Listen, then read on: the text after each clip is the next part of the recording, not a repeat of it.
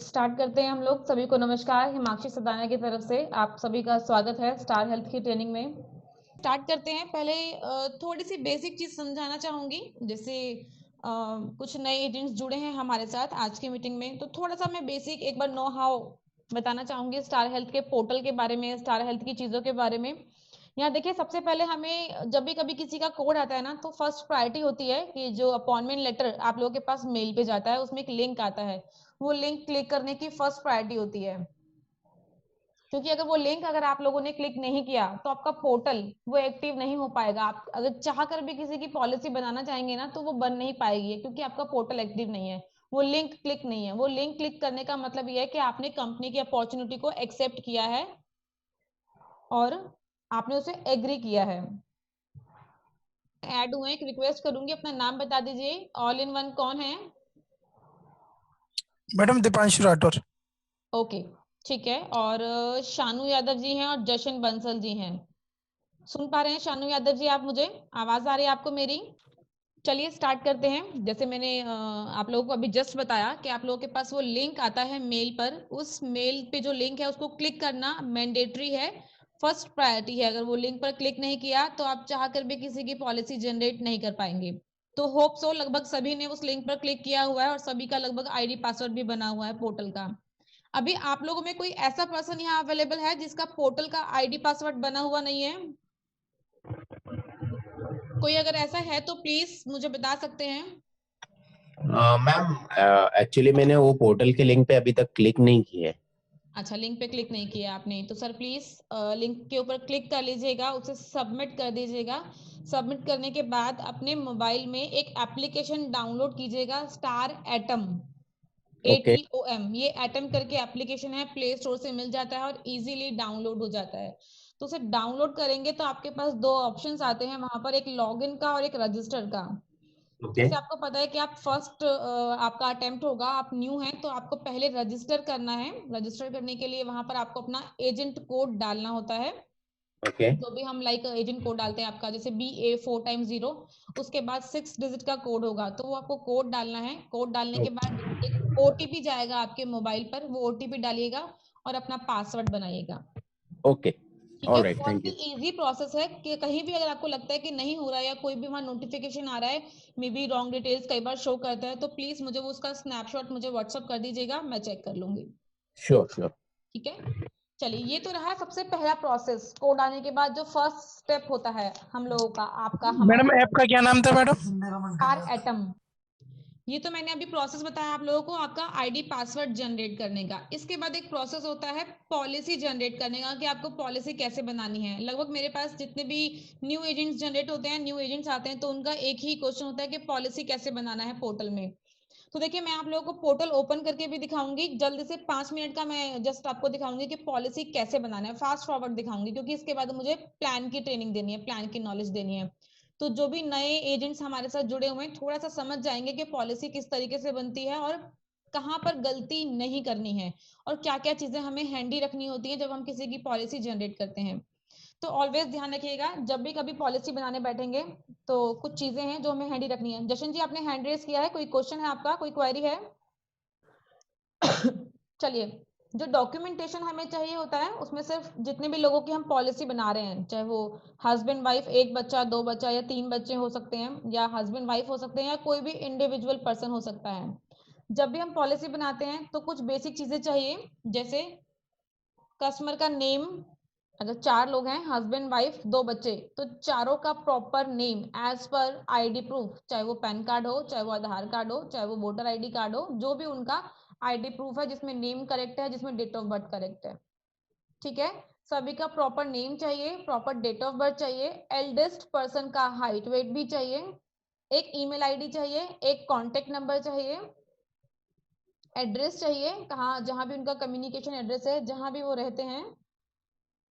ठीक है, इसके साथ ही उनका ऑक्यूपेशन कंफर्म करना है कि वो ऑक्यूपेशन क्या है उनका, जॉब करते हैं, बिजनेस करते हैं, गवर्नमेंट सर्विस में है, जो भी ऑक्यूपेशन है, व्हाटएवर जो भी वो करते हैं। ऑक्यूपेशन के साथ में उनका अप्रोक्सीमेट एनुअल इनकम कंफर्म करना है। बस ये बेसिक चीजें हमें एक पॉलिसी जनरेट करने के लिए चाहिए होती हैं। लेकिन इसी के साथ कुछ चीजें ऐसी भी होती हैं जो हमें पोर्टल में ध्यान रखना होता है कि ये हमें मेंशन करनी भी है या नहीं, या कुछ ऐसी कंपनी के टिपिकल टर्म्स एंड कंडीशंस हैं जो कंफर्म होना चाहिए कस्टमर को, इवन एजेंट्स को, क्योंकि एजेंट्स पॉलिसी जनरेट करते हैं तो एजेंट। ठीक है, इतना क्लियर हुआ सभी को? डॉक्यूमेंटेशन क्या चाहिए, इसका एक फॉर्मेट है मेरे पास, फॉर्मेट ऑफ डिटेल्स करके, मैं आप लोगों को शेयर कर दूंगी मीटिंग एंड अप होने से पहले, आप लोगों के पास चला जाएगा। सेम फॉर्मेट है उसके अंदर कि आपको क्या क्या कब क्या चाहिए, तो वो वहां लिखा हुआ है क्लियरली। आप अपने पास उसका प्रिंट आउट निकाल के रख लीजिएगा, या यहाँ से जब मैं आप लोगों के पैकेट्स डिस्पैच करूंगी तो उसके अंदर एक वो पेपर में ऐड ऑन कर दूंगी, ताकि आप लोगों के पास वो एक रिकॉर्ड रहे। क्लियर है यहाँ तक? किसी तरह की कोई क्वेरी, कोई कंफ्यूजन डिस्कस कर सकते हैं हम, अदरवाइज नेक्स्ट स्टेप। जितने भी क्लियर है सर। न्यू एजेंट्स हैं प्लीज एक बार रिस्पॉन्ड जरूर कीजिए। यहाँ देखिए, हम लोग ऑलवेज जब भी कभी हम साइट ओपन करते हैं तो हमारी स्टार हेल्थ की साइट होती है, स्टार हेल्थ की साइट हम ओपन करते हैं और यहीं से हमारी पॉलिसीज जनरेट होती हैं। नहीं शेयर स्क्रीन शेयर नहीं हुई है, आप लोगों को विजिबल नहीं है स्क्रीन?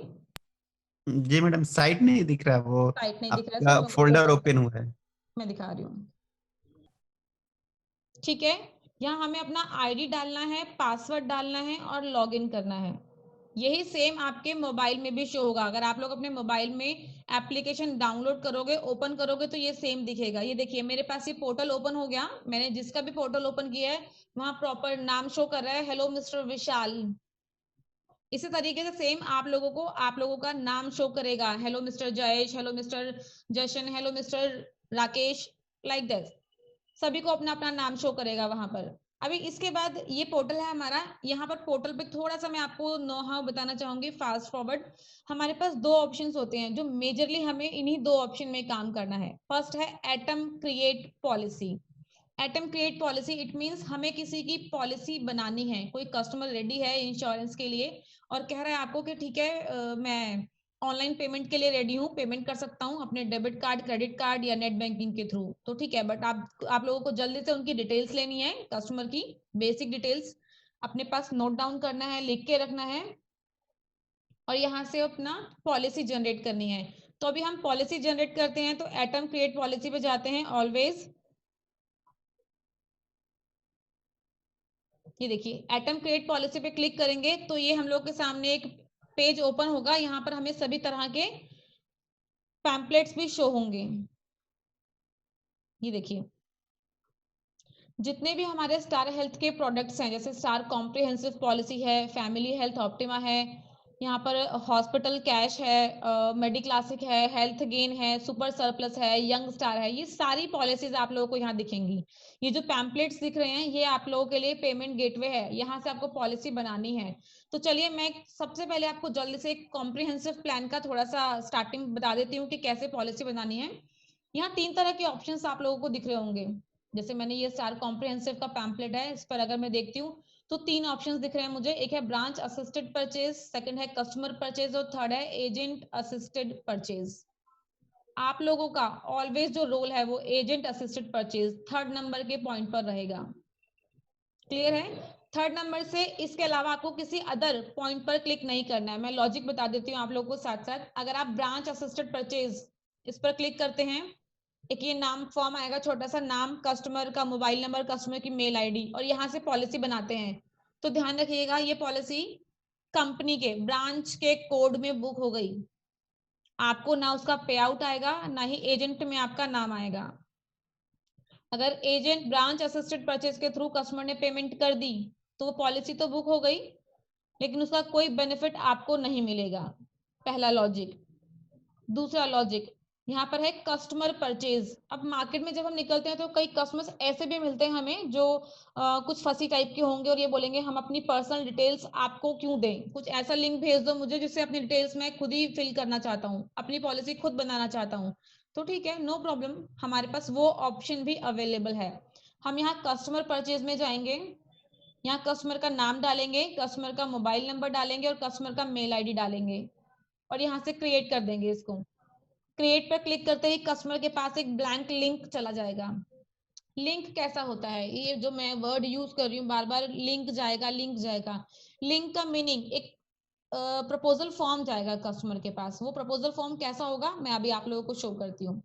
तो ये वाला जो सेकंड नंबर का पॉइंट था, ये सिर्फ उन्हीं लोगों के लिए है जो बहुत ज्यादा फंसी हैं और आप लोगों को अपनी डिटेल्स नहीं देना चाहते हैं। वो कहेंगे हमें अपनी खुद पॉलिसी बनानी है, मुझे ट्रस्ट नहीं है आपके ऊपर, तो ठीक है, हम ऐसा लिंक भेज देंगे और बोलेंगे ठीक है आप अपनी पॉलिसी खुद बना लो, हमें कोई प्रॉब्लम नहीं है।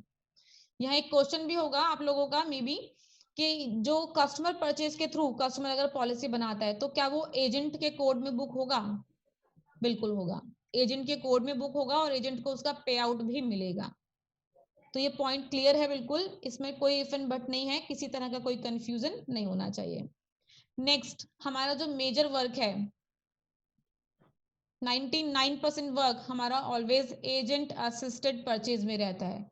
देखिए मैं यहाँ एजेंट असिस्टेड परचेज की बात कर रही हूँ, तो यहाँ पर मैं जल्दी से आपको बताना चाहूंगी कि पॉलिसी कैसे बनाना है। तो इसको स्टार्टअप करते हैं, मैं अपनी पॉलिसी बनाती हूँ। यहाँ पे आप लोग देखिएगा,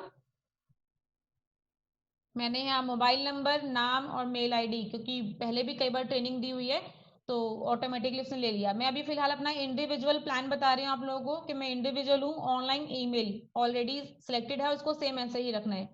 इंडिविजुअल पॉलिसी बना रहे हैं तो इंडिविजुअल, और अगर कोई फैमिली फ्लोटर बना रहा है लाइक मैं हूँ, मेरे हस्बैंड और मेरे बच्चे हैं, तो ये फैमिली फ्लोटर में काउंट होगा।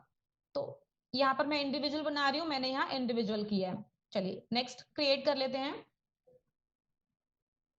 देखिए अब आप लोगों के सामने ना एक प्रपोजल फॉर्म ओपन होगा, वो प्रपोजल फॉर्म हम लोगों को ऑलवेज फिल करना होता है और इसमें कुछ भी ऐसी डिटेल नहीं है, कोई भी टफ नहीं है इसको फिल करना, बेसिक डिटेल्स हैं, बिल्कुल बेसिक। स्टार्ट डेट, पॉलिसी की स्टार्ट डेट, आज अगर हम पॉलिसी जनरेट कर रहे हैं, किसी का लिंक बना रहे हैं तो आज की डेट, हमने 2 तारीख सिलेक्ट किया ऑटोमेटिक ले लिया। ध्यान रखिएगा बैक डेट नहीं जाएगा। अगर आप सोचे कि मैं किसी की पॉलिसी 1 फरवरी से स्टार्ट करना चाहता हूँ तो सॉरी नहीं जाएगा, बैक डेट में नहीं जाता है। आज की डेट है तो उससे स्टार्ट कर सकते हैं या हम आगे की डेट से भी स्टार्ट कर सकते हैं, बट बैक डेट नहीं जाता है। एंड डेट उसने अपने आप ले लिया। पोर्टल नेम, पॉलिसी टाइप, यहाँ कंपनी पूछ रही है किस टाइप की पॉलिसी है, फ्रेश है या पोर्टेबिलिटी है, तो ध्यान रखिएगा यहाँ ऑलवेज फ्रेश सिलेक्ट करना है, पोर्टेबिलिटी सिलेक्ट नहीं करना है। तो यहाँ फ्रेश किया। पॉलिसी पीरियड, कितने साल के लिए पॉलिसी लेना चाहते हैं आप, 1 साल या 2 साल? मैं 1 साल के लिए रेडी हूँ तो मैंने 1 साल सिलेक्ट किया। नेक्स्ट,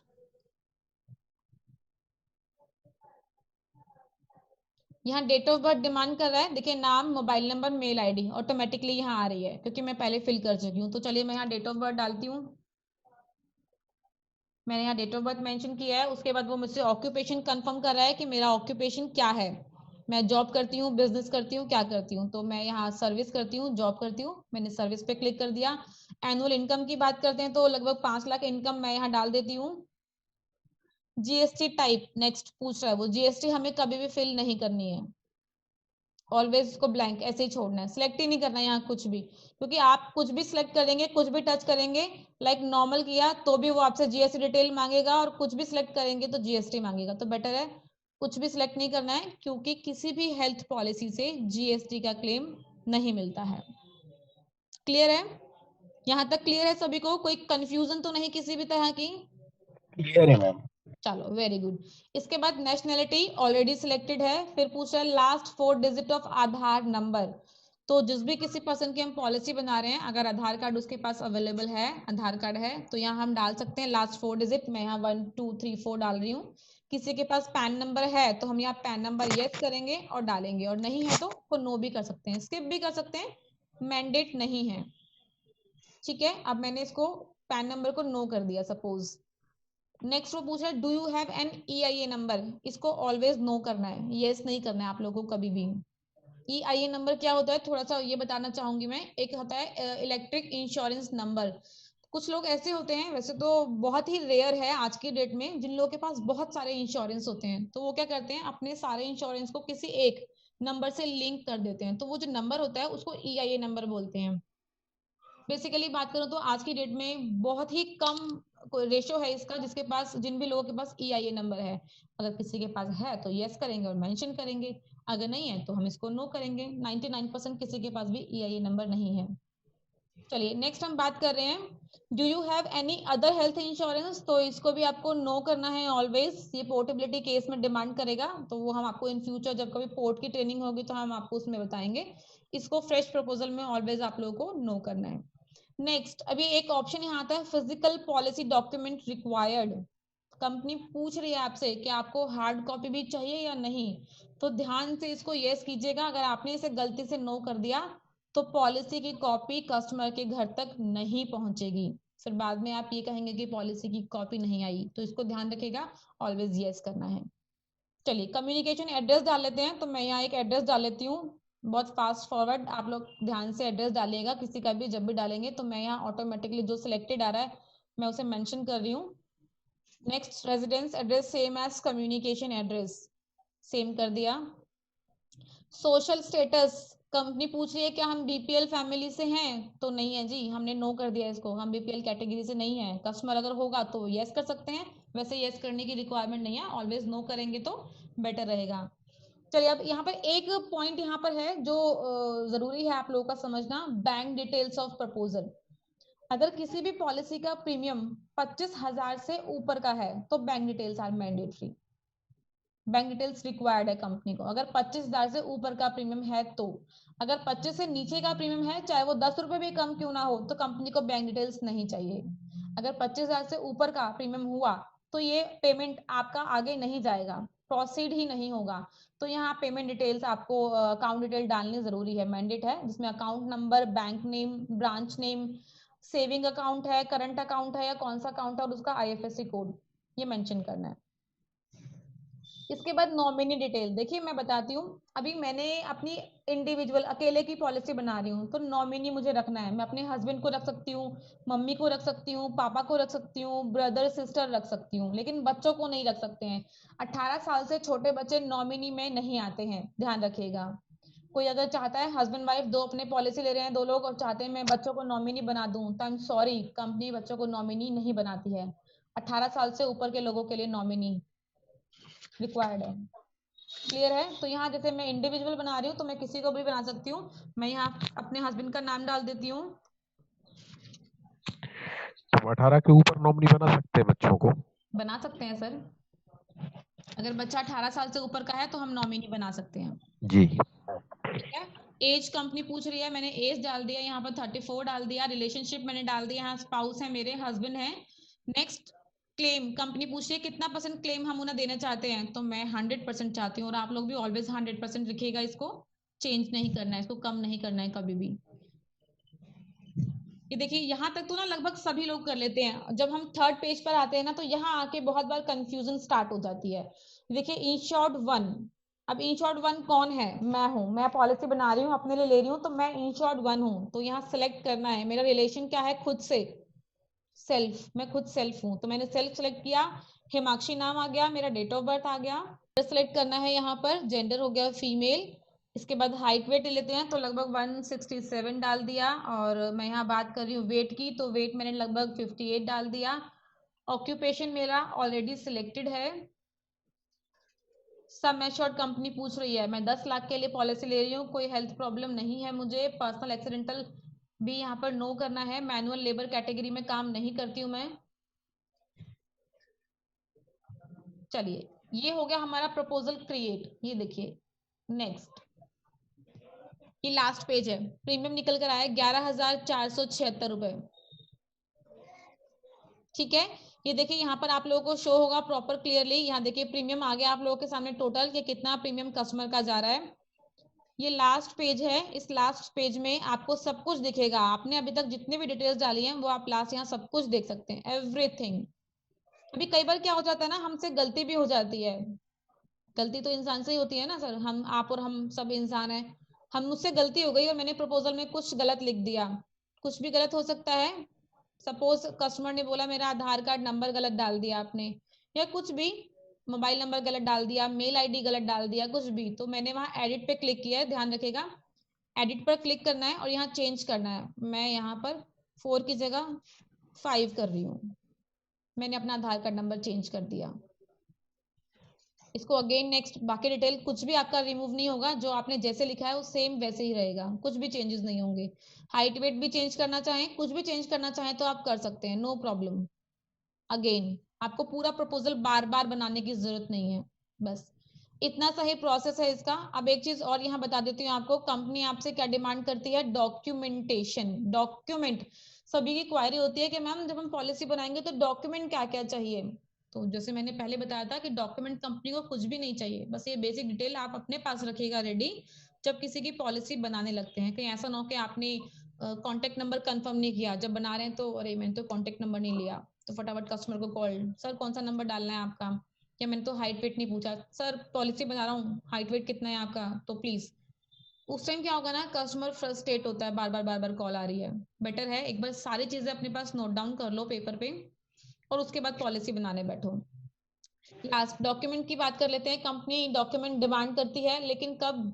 40 साल से ऊपर। अगर कोई पर्सन 40 साल से ज्यादा का है, जिसकी एज 40 ईयर्स अबव है, तो उसका आईडी प्रूफ मैंडेटरी है। बिना आईडी प्रूफ के पेमेंट नहीं होगी।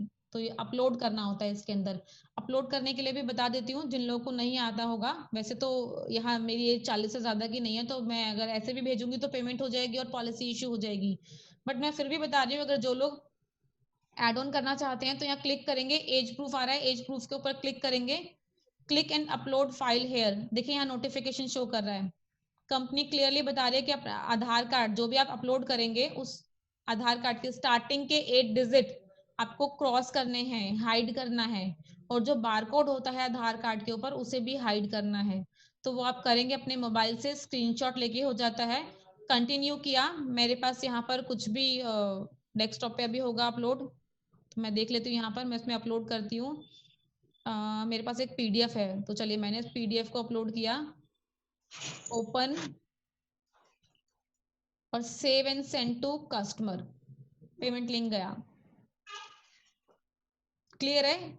यहाँ तक सभी को समझ आया है? कोई कंफ्यूजन, कोई प्रॉब्लम तो डिस्कस कर सकते हैं आप, बताइए मुझे। रिपीट कीजिए मैम एक बार। क्या बताइए सर, क्या रिपीट करना है? ये लिंक जो जाएगा ये हाँ कस्टमर के पास जाएगा मैम? बिल्कुल करेक्ट। ओके क्लियर ठीक है है। यहाँ तक? बाकी और लोग बताइए, कोई कंफ्यूजन किसी भी तरह का? नहीं मैम, क्लियर है? क्लियर। यस मैडम क्लियर है। चलिए मैं एक बार मेल आईडी ओपन करती हूँ। ये देखिए मैंने जो मेल आईडी इस पॉलिसी में मेंशन की थी, वो मेल आईडी मैंने यहाँ ओपन की है। देख लेते हैं कि मेरे पास मेल आया भी है या नहीं। Payment link atom notify, always जो लिंक आएगा एटम नोटिफाई करके आएगा।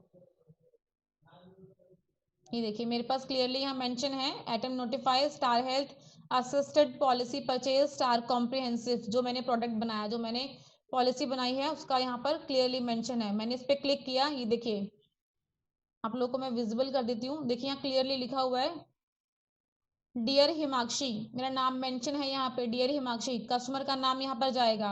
यहाँ लिखा हुआ परचेज अ हेल्थ पॉलिसी। अब लिंक का मतलब ये नहीं है कि वो जो कुछ भी वो जो यूट्यूब टाइप का जो लिंक होता है वो लिंक जाएगा, नहीं। लिंक का मतलब ये है कि ये प्रपोजल बन के जाएगा कस्टमर के पास।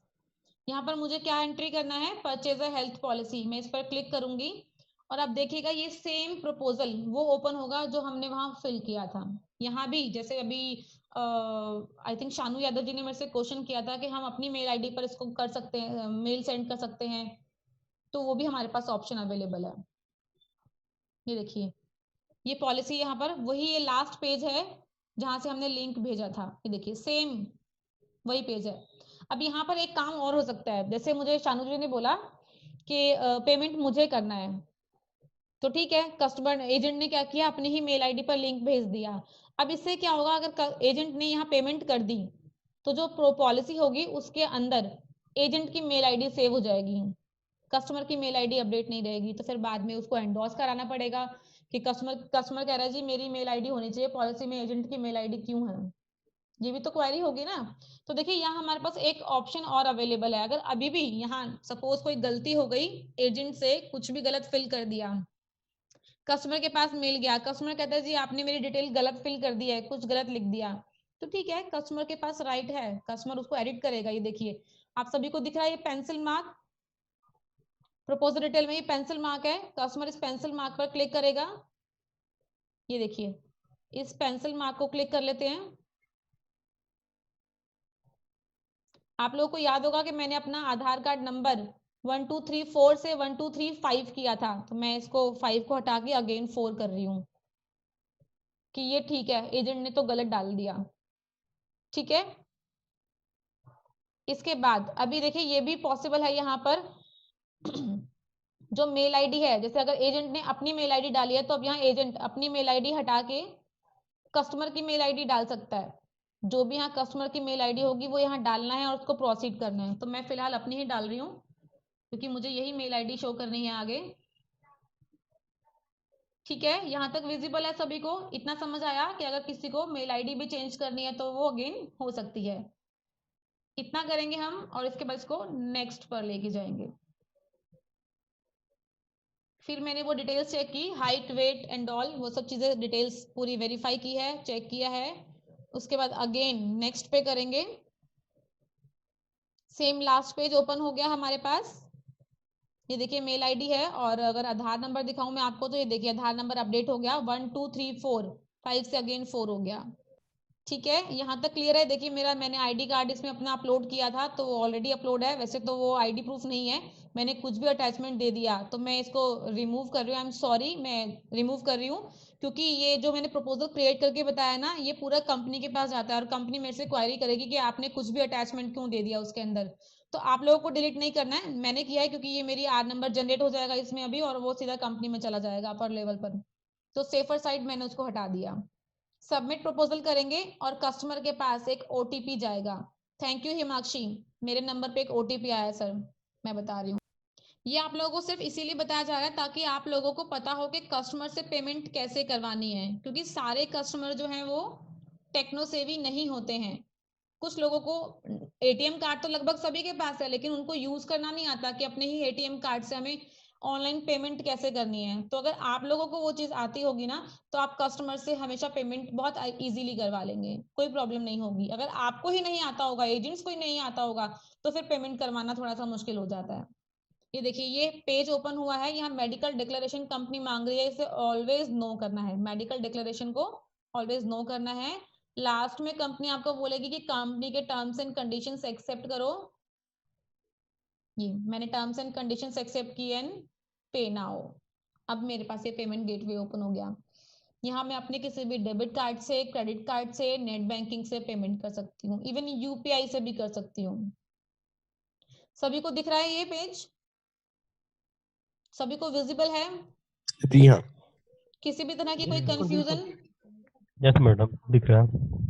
कंफ्यूजन तो नहीं है सर? यहाँ तक ये लास्ट स्टेप है हमारा, दैट्स इट। हाँ। यहाँ अगर मुझे पेमेंट करनी है, कार्ड से करनी है तो मैंने कार्ड पर क्लिक किया है, कार्ड नंबर डालना है, कार्ड की एक्सपायरी डेट डालनी है, सीवीवी नंबर डालना है, कार्ड के ऊपर जो नेम है वो नेम डालना है और प्रोसीड करना है। यहाँ प्रोसीड करते ही कस्टमर के पास एक ओटीपी जाएगा जो उनके बैंक से होगा, वो ओटीपी डालना है और प्रोसीड करना है, देन पेमेंट डन। पेमेंट होते ही विद इन 5 मिनट के अंदर कस्टमर की मेल आईडी पर और कस्टमर के व्हाट्सएप पर पॉलिसी इश्यू होके आ जाएगी। अगर कस्टमर फिट एंड फाइन है तो, अगर किसी भी तरह की मेडिकल क्वेरी होगी इसके अंदर, कस्टमर को बीपी है, शुगर है, कोई ऑपरेशन हो रखा है, कोई भी ऐसी सर्जरी होगी तो इन बिटवीन पेमेंट होगी लेकिन पॉलिसी इशू नहीं होगी। पॉलिसी हमारी MER में जाती है, टेली अंडरराइटर टीम के पास जाती है। यहाँ तक क्लियर है सभी को? मैं 5 मिनट के लिए स्टॉप शेयरिंग कर रही हूँ, उसके बाद नेक्स्ट हम लोग ट्रेनिंग करेंगे। तो अगर किसी भी तरह का कंफ्यूजन है यहाँ तक तो प्लीज बताइए। मैडम अगर कोई टेबलेट लेता है तो टेबलेट भी शो करनी पड़ेगी, डायबिटीज या टैबलेट बीपी? किस चीज की? हाँ सर, डायबिटीज है ना, टैबलेट लेता है डायबिटीज की। रेगुलरली, बिल्कुल बिल्कुल शो करना पड़ेगा। कंपनी को बताना होगा ना कि उनको तो इसमें वो डायबिटीज है। ऑप्शन कहाँ है मैडम? सर बताया ना हमने इसमें वो पॉलिसी के ऑप्शन अंदर। कहाँ है? जब मैंने प्रपोजल अच्छा। बनाया तो मैंने इसमें बताया था कि do you have any health problem, तो मैंने नो किया था ना उसको कि मुझे तो कोई हेल्थ प्रॉब्लम नहीं है। किसी को होगा तो यस करेंगे, यस करेंगे अच्छा, तो उसको डायबिटीज है, अगर बीपी ऐसा है। करेंगे तो फिर सर यस करेंगे तो हम तो जो मेंशन करना पड़ेगा, मेडिसिन लेता है वो शो करनी पड़ेगी? बिल्कुल करनी जी पड़ेगी। जी। मेडिकल डिक्लेरेशन में शो करना पड़ेगा। नहीं सर, मेडिकल डिक्लेरेशन में शो नहीं करना है, मेडिकल डिक्लेरेशन को ऑलवेज नो करना है, उसको यस नहीं करना है।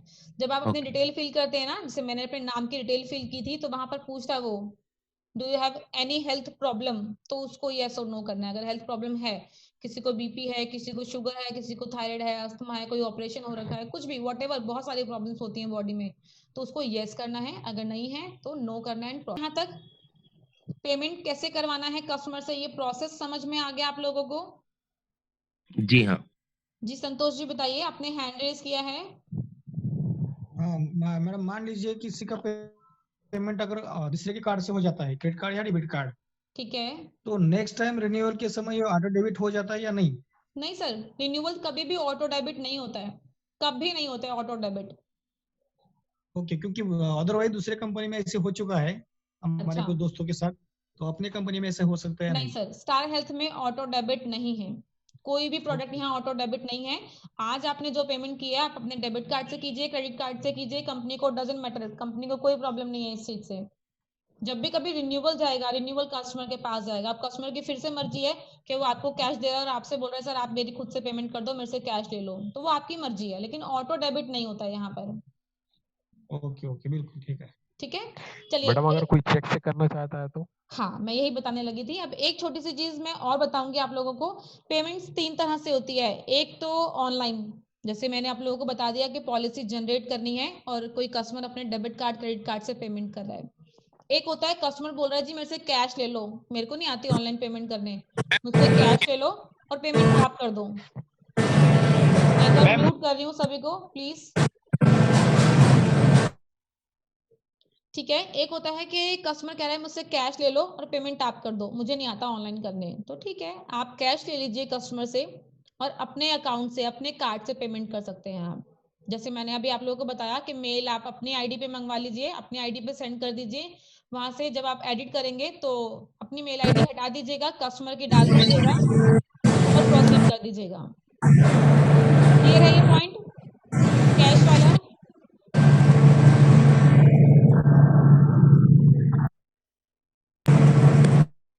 कैश वाला पॉइंट सभी को क्लियर है? क्लियर। चलो, यस अब मैडम नेक्स्ट क्लियर आती है। है चेक की बारी। अगर कोई कस्टमर, ऐसे भी मार्केट में मिलते हैं ना कस्टमर जो बोलते हैं नहीं मुझसे तो कंपनी के नाम का चेक लो, मैं नहीं बिलीव करता ऑनलाइन में और कैश वैश देने में, कैश आपको दिया और लेके भाग गए, तो ऑनलाइन मुझे करना आता नहीं, तो चेक दूंगा मैं कंपनी के नाम का, तो ठीक है कोई प्रॉब्लम नहीं है, हम कंपनी के नाम का चेक ले लेंगे। जी कौन बात कर रहे हैं? शानू यादव बोल रहा हूँ मैम। जी शानू जी बताइए। मैं ये जानना चाहता हूँ, अगर हम क्रेडिट कार्ड से किसी कस्टमर का पेमेंट करते हैं तो उसका मंथली मोड तो कर सकते हैं ना हम लोग? नहीं सर, एक चीज ध्यान रखिएगा, ये आपने क्वेश्चन तो बहुत अच्छा किया है लेकिन इसका लॉजिक बता देती हूँ आपको। अगर आप अपने कार्ड से किसी भी ईएमआई से पॉलिसी करते हैं, किसी की भी अपने कार्ड से कर रहे हैं, तो ऑलवेज ईएमआई आपके कार्ड से लगेगी, कस्टमर के कार्ड से नहीं नहीं लगेगी। नहीं नहीं नहीं, मैं अगर कस्टमर के कार्ड से करता हूँ तो फिर कर सकते हैं, फिर कर सकते हैं ना? कर सकते हैं। जी क्लियर है? क्लियर है।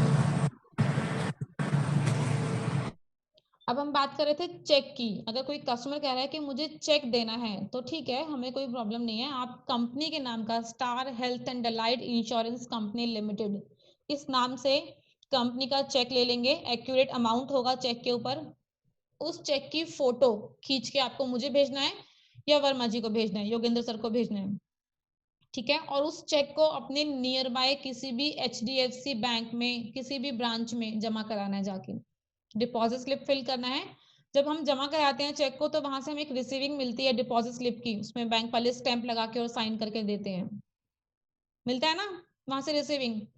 तो उस रिसीविंग की फोटो और चेक की फोटो आपको मुझे भेजनी है, और कस्टमर की बेसिक डिटेल जो भी हमें नाम date of birth ID proof जो भी चाहिए वो आपको हमें भेजना है। पॉलिसी ऑफलाइन जनरेट होगी। चेक का कोई भी काम एजेंट्स के थ्रू नहीं होता है, ऑफलाइन होता है, मेरे थ्रू होता है। मैं यहाँ से पॉलिसी जनरेट करती हूँ या ऑपरेशन टीम के जो और मेंबर्स हैं वो लोग यहाँ से पॉलिसी जनरेट करते हैं। तो चेक वाले केस में ध्यान रखिएगा। और एक चीज और, चेक वाले केस में कम से कम कस्टमर को 2 दिन का टाइम बता के चलेगा कि अगर आज चेक जमा हो रहा है तो कम से कम कल शाम तक पॉलिसी इश्यू होगी, क्योंकि चेक क्लियर होगा तभी पॉलिसी इश्यू होगी। ठीक, कस्टमर बोले मैंने तो चेक दे दिया जी आपको, मेरे को तो अभी पॉलिसी दो, तो ऐसा नहीं होता है, चेक क्लियर होगा देन। जयेश जी, जशन जी और दिलीप ओझा जी हैं, शानू जी हैं, विकास जी हैं, मनीष जी हैं, जितेंद्र जी हैं, मोहम्मद मुर्तजा जी हैं। आप लोगों का कोई क्वेश्चन प्लीज डिस्कस कर सकते हैं। नहीं मैम, अभी तक तो नहीं। क्लियर है क्लियर। पेमेंट यहाँ तक? क्योंकि सर देखो ये फर्स्ट स्टेप है, अगर यही चीज आप लोगों को नहीं आएगा तो आगे प्रॉब्लम रहेगी। थैंक यू अंकित जी। आगे प्रॉब्लम रहेगी, अगर यहाँ तक आपको क्लियर हो जाएगा ना, किसी की पॉलिसी जनरेट करनी आ जाएगी, तो यहाँ तक अगर क्लियर है तो अब हम अपने प्लान के ऊपर चलते हैं बहुत जल्दी, क्योंकि 1 घंटा होने वाला है और नेक्स्ट ट्रेनिंग और है, एक और ट्रेनिंग, और वो बहुत जबरदस्त ट्रेनिंग है, मुझे भी अटेंड करनी है आप लोगों के साथ। तो स्टार्ट करते हैं हम लोग नेक्स्ट ट्रेनिंग अपनी। एक बार हम लोग प्लान डिस्कस कर लेते हैं। फैमिली हेल्थ ऑप्टिमा जो प्लान है जिसके बारे में आज ट्रेनिंग होने वाली है, थोड़ा सा समझाना चाहूंगी। हेल्थ इंश्योरेंस क्या होता है? किसी की भी हेल्थ को कवर करना। हिंदी में बात करूं तो स्वास्थ्य बीमा। हम किसी के स्वास्थ्य का बीमा करते हैं।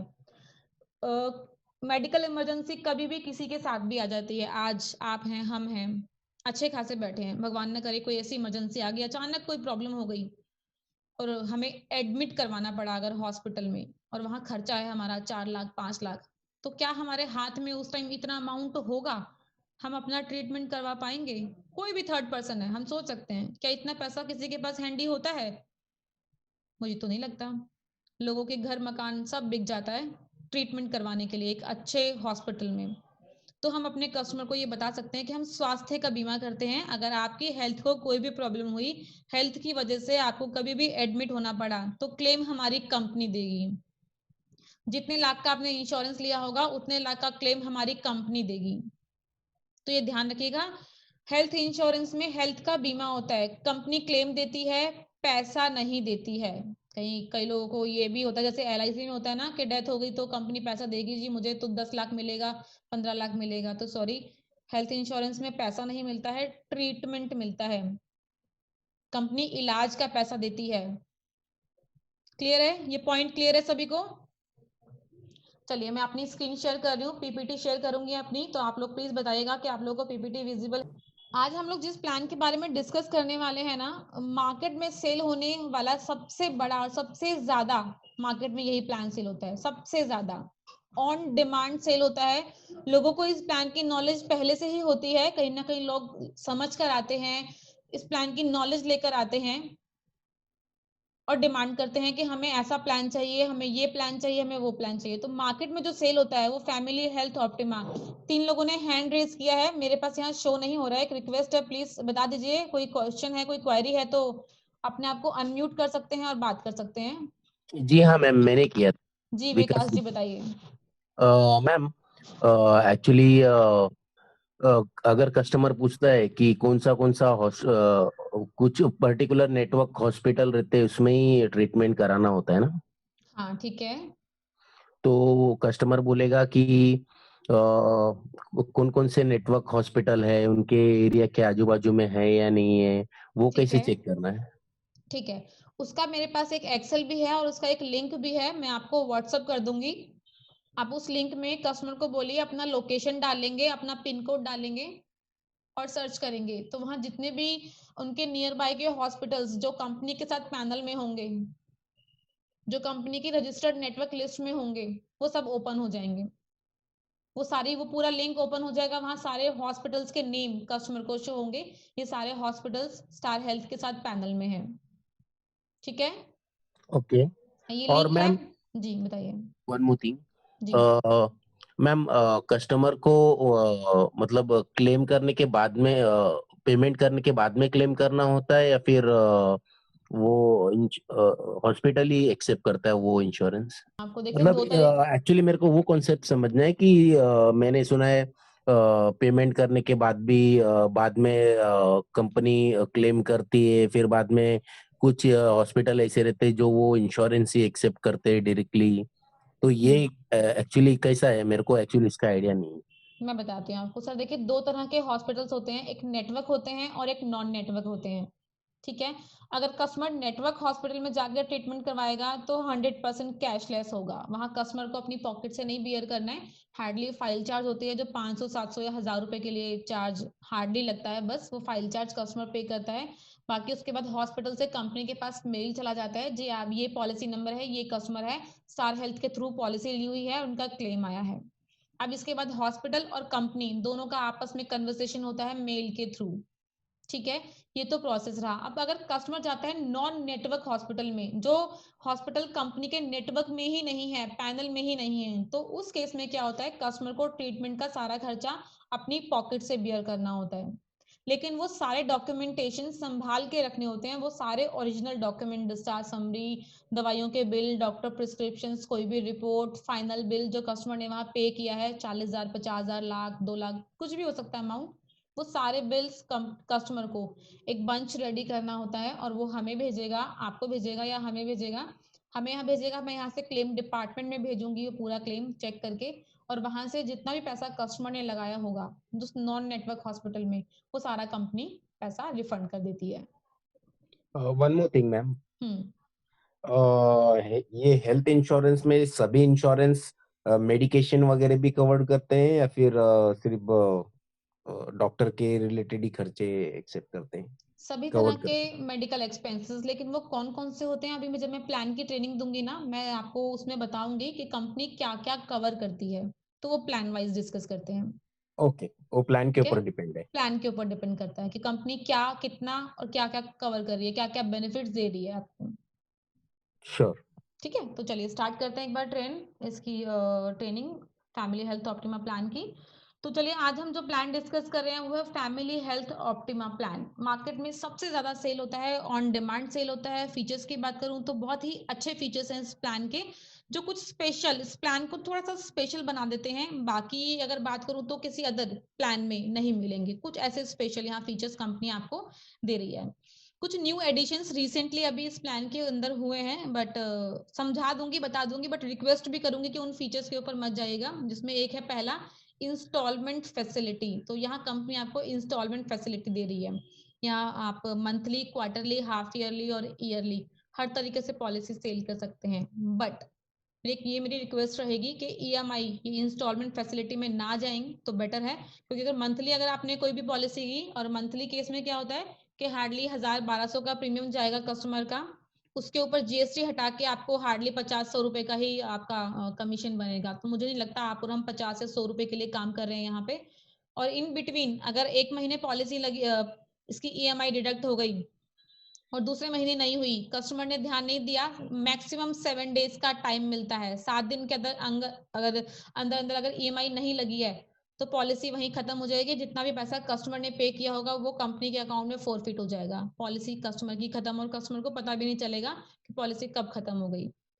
तो ध्यान रखिएगा प्लीज, जब भी डिस्कस करेंगे तो एनुअली प्रीमियम के ऊपर डिस्कस करना है, मंथली और क्वार्टरली पे तो बिल्कुल भी नहीं जाना है।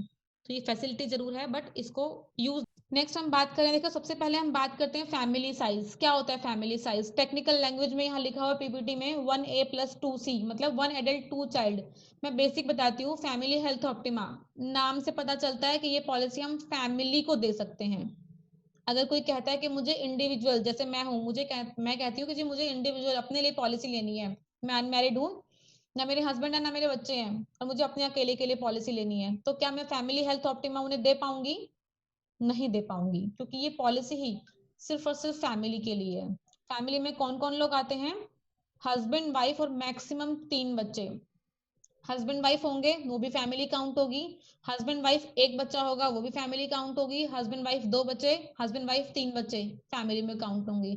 ये भी तो हो सकता है कि किसी के हस्बैंड ना हो, सिर्फ मदर हो, वाइफ के साथ 1 बच्चा, 2 बच्चे, 3 बच्चे, फैमिली में काउंट होंगे। ऐसा भी हो सकता है कि वाइफ ना हो, सिर्फ हस्बैंड हो, हस्बैंड के साथ 1 बच्चा, 2 बच्चे या 3 बच्चे, फैमिली में काउंट होंगे।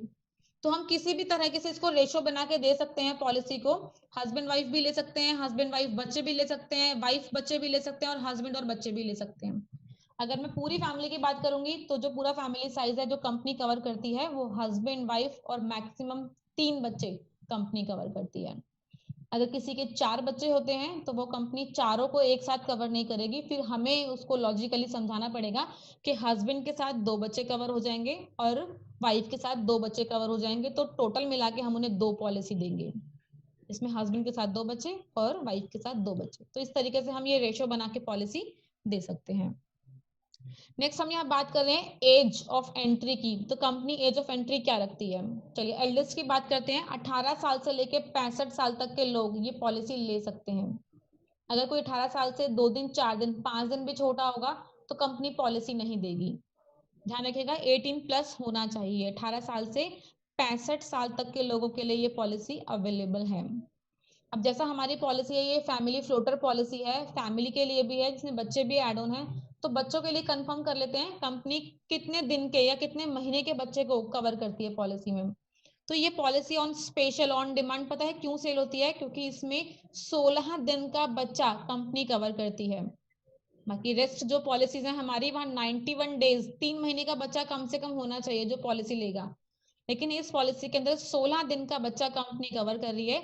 16 दिन के बच्चे को हम पॉलिसी दे सकते हैं। मम्मी पापा के साथ 16 दिन का बच्चा इस पॉलिसी में रह सकता है। और मैक्सिमम जो एज है वो 25 ईयर्स, 25 साल तक की है। हस्बैंड वाइफ 3 बच्चे हैं और तीसरे बच्चे की एज आज 24 साल है, तो वो 25 साल नेक्स्ट रिन्यूअल तक अपनी मम्मी पापा के साथ सेम पॉलिसी में रह सकता है। लेकिन जैसे ही वो 25 क्रॉस करेगा तो कंपनी उसे ऑफर कर देगी, जी आप 25 साल से ज्यादा के हो गए हो, तो अब आपको इस पॉलिसी से निकलना होगा और आपको अपनी एक सेपरेट, एक अलग पॉलिसी लेनी होगी। तो 25 साल से कोई भी बड़ा पर्सन अगर होगा तो उसे हम फैमिली फ्लोटर पॉलिसी नहीं देंगे, मम्मी पापा के साथ ऐड ऑन नहीं करेंगे, उसे हम अलग पॉलिसी देंगे। चाहे वो अपने बीवी बच्चों के साथ पॉलिसी ले या अपनी इंडिविजुअल ले, वो उसकी चॉइस है। क्लियर है? ये पॉइंट क्लियर है सभी को? कोई भी कंफ्यूजन तो नहीं है पॉइंट को लेकर? नहीं मैम। चलिए बात कर रहे हैं हम लाइफ लॉन्ग रिन्यूअल की। विकास जी आपने हैंड रेज किया है? नहीं मैम। चलिए ओके। लाइफ लॉन्ग रिन्यूअल है, कस्टमर जब तक चाहे तब तक इस पॉलिसी को रिन्यू कर सकता है अपने अकॉर्डिंगली। अब हम सम एश्योर्ड्स की बात कर रहे हैं, तो कंपनी क्या क्या सम एश्योर्ड्स दे रही है यहाँ पे। पॉलिसी 3 लाख से स्टार्ट होती है और मैक्सिमम 25 लाख की पॉलिसी है। 3 लाख, 4 लाख, 5, 10, 15, 20 और 25, ये गिनती के 7 सम एश्योर्ड्स कंपनी आपको प्रोवाइड कर रही है। 3 लाख के लिए हम दे सकते हैं, 4 लाख के लिए दे सकते हैं, 5 के लिए, 10 के लिए, 15, 20 और 25। ये कुछ सम एश्योर्ड्स हैं जो कंपनी प्रोवाइड कर रही है। जो लोग चाहते हैं मुझे 3 लाख से कम की पॉलिसी लेनी है, 2 लाख की लेनी है, 1 लाख की लेनी है, मार्केट में ऐसे भी बहुत लोग मिलेंगे जो बोलेंगे नहीं 1 लाख बहुत है आज की डेट में, बस मुझे 1 लाख के लिए पॉलिसी चाहिए, तो हम नहीं दे सकते। हम सॉरी, हमारी पॉलिसी ही 3 लाख से स्टार्ट है। ठीक है। एक यहाँ पॉइंट और बताना चाहूंगी आप लोगों को, वो मे बी आगे आएगा बट मैं यहाँ भी थोड़ा सा क्लियर कर देती हूँ। अगर हम किसी को 3 लाख की पॉलिसी दे रहे हैं, ठीक है, और उसकी एज 50 अबव है, 50 साल से ज्यादा की है, एल्डेस्ट पर्सन की बात कर रहे हैं यहाँ पे, हस्बैंड वाइफ 2 लोगों की पॉलिसी है या हस्बैंड वाइफ 2 बच्चों की पॉलिसी है, अगर हस्बैंड की एज 50 साल से ऊपर की है तो वहां मेडिकल होगा। 50 साल से ऊपर अगर कोई पर्सन पॉलिसी लेना चाहेगा तो 3 लाख के सम एश्योर्ड पे मेडिकल है, 4 लाख से अबव कोई मेडिकल नहीं है हमारी किसी भी पॉलिसी में। तो इस चीज को थोड़ा सा ध्यान रखिएगा। 3 लाख जो है आप किसी भी और मैडम बड़ी एज 50 के रनिंग पर्सन में को है मत तो बताइएगा। जी 50 रनिंग में है तो नहीं लगेगी? 50 रनिंग में है तो नहीं लगेगा, 50 क्रॉस होगा, 51 कंप्लीटेड होगा तो वहां मेडिकल होगा। अच्छा अच्छा, ठीक। ठीक है। चलिए नेक्स्ट हम बात करें, देखिए इसका ना एक स्पेशल फीचर है, आप लोगों को बताना चाहूंगी कि फैमिली हेल्थ ऑप्टिमा में जो प्रीमियम काउंट होता है ना, वो जोन वाइज होता है। एक इसका एक स्क्रीनशॉट मैं अभी आप लोगों को व्हाट्सअप कर दूंगी, सभी को, आप लोगों के पास ग्रुप में आ जाएगा, ये अपने पास संभाल के रखिएगा, आप लोगों के लिए ना इन फ्यूचर काम आएगा। कैसे? जब हम कभी किसी को प्रीमियम बताते हैं कि आपका हस्बैंड वाइफ और 2 बच्चे हैं और इतना प्रीमियम जाएगा, तो वहां सबसे पहले हमें जोन चेक करना होता है। इस पॉलिसी के अंदर सबसे बड़ी बात यह है कि जोन 3 का प्रीमियम चीपेस्ट जाता है, जोन 1 का प्रीमियम महंगा होता है, जोन 1A का थोड़ा सा जोन 1 से कम होगा, जोन 2 का थोड़ा और कम होगा, लेकिन जोन 3 सबसे चीपेस्ट प्रीमियम जोन 3 में जाता है। लोकेशन यहाँ सिलेक्टेड है। अभी तक क्या था, हमारे पास एक कैलकुलेटर है, उसमें हम लोग पिन कोड डालते हैं, कस्टमर जैसे मैं सपोज यहाँ दिल्ली में रहती हूँ, मैं दिल्ली का पिन कोड डालूंगी तो जोन 1 में आएगा, NCR का डालूंगी जोन 1 में आएगा, मैं हरियाणा के किसी लोकेशन का पिन कोड डालूंगी तो वो जोन 3 में आएगा। अभी तक हम लोग कैलकुलेटर के थ्रू जज करते थे, अभी हमारे पास ये पीपीटी में एक पेज कंपनी ने प्रोवाइड कर दिया जिसमें क्लियरली मेंशन है कि कौन कौन से सिटीज जो है वो जोन 1 में आती हैं, कौन कौन सी जोन 1A में आती हैं, जोन 2 में कौन सी हैं और जोन 3 में कौन सी हैं। तो जोन 1 में देखिए दिल्ली, NCR, मुंबई, अहमदाबाद, बड़ौदा, सूरत, ये मेट्रो सिटीज हैं, जोन 1 में आती हैं। जोन 1A में चेन्नई, बैंगलोर, पुणे, नासिक, रेस्ट ऑफ गुजरात, कुछ स्पेशल सिटीज हैं जो जोन 1A में काउंट होती हैं। जोन 2 में कौन सी है? इंदौर है, कोयम्बटूर है, रेस्ट ऑफ केरला जोन 2 में है, और जोन 3 में रेस्ट ऑफ इंडिया, पूरा इंडिया जो जोन 1A, जोन 1-2 में नहीं आता है, वो रेस्ट ऑफ इंडिया पूरा जोन 3 में है। जोन 3 का प्रीमियम ऑलवेज चीपर रहता है। मैडम जोन 3 में अगर रहते हैं और इलाज कहीं मतलब दिल्ली में कराना तो करा सकते हैं फिर? करा सकते हैं सर, ट्रीटमेंट तो ऑल कहीं ओवर इंडिया कहीं भी करा सकते हैं, लेकिन ये टेक्नो सेवी क्वेश्चन है, थोड़ा सा इसको भी मैं क्लियर कर देती हूँ। अगर कोई जी जोन 3 में रहता है तो ध्यान रखिएगा अपना जो ID प्रूफ लगा रहे हैं वो जोन 3 का ही लगाना है, जोन 1 का नहीं जी लगाना है। जी, कई इलाज लोगों कहीं भी को हो सकता है। ट्रीटमेंट आप ऑल ओवर इंडिया कहीं भी करा सकते हैं। कई लोग क्या करते हैं ना, जोन 1 में रहते हैं, सपोज मैं यहाँ दिल्ली में रहती हूँ, यहाँ रेंटेड हूँ या कैसे भी रहती हूँ, शादी करके यहाँ मैं आ गई हूँ, लेकिन मेरा आईडी प्रूफ, मेरा आधार कार्ड जोन 3 गाँव का है, मैं पहले कहीं गाँव में रहती थी, मेरा जोन 3 का आईडी प्रूफ है। अब लोग क्या करते हैं ना, क्योंकि जोन 3 का प्रीमियम कम जाता है, तो लोग क्या करते हैं, अपने गाँव का एड्रेस लगा देते हैं, आईडी प्रूफ लगा देते हैं, प्रीमियम कम जा रहा है तो पॉलिसी ले ली। लेकिन ऐसे नहीं करना है, कंपनी को हमें बता के करना है, ताकि हम उसका आपको सॉल्यूशन दें। इन फ्यूचर कल को क्लेम लेंगे तो कंपनी आपसे आपका डॉक्यूमेंटेशन डिमांड करेगी कि आपने जोन 3 का जो डॉक्यूमेंट अपलोड कर रखा है और आप जोन 1 में ट्रीटमेंट ले रहे हैं, तो डॉक्यूमेंटेशन शो करना होगा। तो थोड़ा सा जब भी कभी ऐसे किसी से डिस्कस करें तो प्लीज बता के करें, कंफर्म करके करें। हम लोग यहाँ बेनिफिट्स की बात कर रहे हैं, तो बेनिफिट्स में आगे बताती हूँ आपको, ये तो शॉर्ट में था। देखिए, दोनों तरह के मैंने अभी जैसे बताया कि कैशलेस ट्रीटमेंट भी कंपनी देती है और रिम्बर्समेंट भी कंपनी करती है। दोनों तरह के ऑप्शंस हमारे पास अवेलेबल हैं। कैशलेस कैसे होगा, कस्टमर अगर नेटवर्क हॉस्पिटल में जाता है, वहां ट्रीटमेंट कराएगा, तो कंपनी कैशलेस करती है। कस्टमर अगर नॉन नेटवर्क हॉस्पिटल में जा रहा है ट्रीटमेंट करवाने के लिए, तो वहां कस्टमर को अपनी पॉकेट से बियर करना है, जो भी अमाउंट होगा, जो भी क्लेम होगा, कस्टमर को अपनी पॉकेट से पे करना है। सारे डॉक्यूमेंटेशन कंपनी को जमा कराने हैं और वो पूरा क्लेम कंपनी पास करती है। तो ये दो तरह के ऑप्शंस अवेलेबल हैं। अब हम रूम की बात करते हैं। बेसिकली अगर बात करूं तो हमारी पॉलिसी के अंदर single private AC room available है, बट अगर कोई कस्टमर 3 लाख की या 4 लाख की पॉलिसी लेता है, सम एश्योर्ड 3 लाख या 4 लाख होता है, तो वहां कंपनी मैक्सिमम 5,000 रुपए का रूम देती है। अगर किसी कस्टमर ने 3 लाख की पॉलिसी ली सपोज, और इमरजेंसी आती है और हॉस्पिटल में एडमिट होना पड़ता है, और वहां रूम मिला कस्टमर को 7,000 रुपए का, जो हॉस्पिटल के जो रिकॉर्ड्स में 7,000 रुपए का अमाउंट है, तो कंपनी सिर्फ 5,000 देगी, उसका 2,000 रुपए कस्टमर को अपनी पॉकेट से बियर करना है एवरीडे का, रोज का 2,000 रुपए। तो कोशिश क्या करनी है हमें, ऑलवेज जब भी किसी को प्लान बताएं तो कम से कम 5 लाख से स्टार्ट करें। बट ठीक है, अगर किसी को जेन्युइनली फाइनेंशियल प्रॉब्लम है, नहीं पे कर सकता है थोड़ा ज्यादा, तो फिर ठीक है, वे 3 और 4 लाख बताएंगे, बट कस्टमर को कंडीशन भी बताएंगे कि 5 लाख तक का ही कंपनी 5,000 रुपए का ही आपको रूम देगी, इससे ऊपर का रूम नहीं देगी। ट्रीटमेंट्स में कंपनी क्या क्या कवर करती है, डॉक्टर के सारे खर्चे, मेडिकल सर्विसेज सारे खर्चे कंपनी कवर करती है। सभी तरह की दवाइयां हैं, ड्रग्स है, मेडिसिन है, डायलिसिस है, कॉस्ट ऑफ पेस मेकर है, ये सब चीजें, ये सारे एक्सपेंसेस कंपनी बियर करती है। मैं म्यूट कर रही हूँ सभी को एक बार, ठीक है। हम यहाँ मेडिकल में दवाइयों के खर्चे बात कर रहे थे, ओटी चार्जेस होते हैं, ऑक्सीजन है, ब्लड है, एनेस्थीसिया है, ये सभी तरह के एक्सपेंस कंपनी पे करती है। इसी तरीके से जब हॉस्पिटल में एडमिट होते हैं तो बहुत सारे सर्जन आते हैं, राउंड पे डॉक्टर आते हैं ना, तो वो डॉक्टर की फी, कोई सर्जन की फी, कोई एनेस्थीसियस की फी होती है, कोई कंसल्टेंट होता है, डॉक्टर कंसल्टेंट होता है, ओपीडी चार्जेस होते हैं, जो हम नॉर्मल एडमिट होने से पहले जो डॉक्टर के पास जाते हैं, तो वो सारी चीजें कंपनी कवर करती है, कंपनी पे करती है। नेक्स्ट अब हम बात करें एम्बुलेंस की, कंपनी एम्बुलेंस कितना कवर करती है। तो एम्बुलेंस, रोड एम्बुलेंस की बात करेंगे तो यहाँ कंपनी 750 रुपए पर हॉस्पिटलाइजेशन, मतलब अगर एक बार हॉस्पिटल में एडमिट हो रहे हैं तो उसका 750 रुपए एम्बुलेंस का कवर करती है, और मैक्सिमम कंपनी 1,500 रुपए पर पॉलिसी पीरियड का कवर करती है। अगर एक साल में 2 बार एडमिट होना पड़ा तो कंपनी 1,500 पे कर देगी, एक बार एडमिट हुए तो 750 रुपए, और अगर 4 बार एडमिट हुए तो मैक्सिमम कंपनी 1,500 ही देगी, इससे ऊपर का नहीं देगी।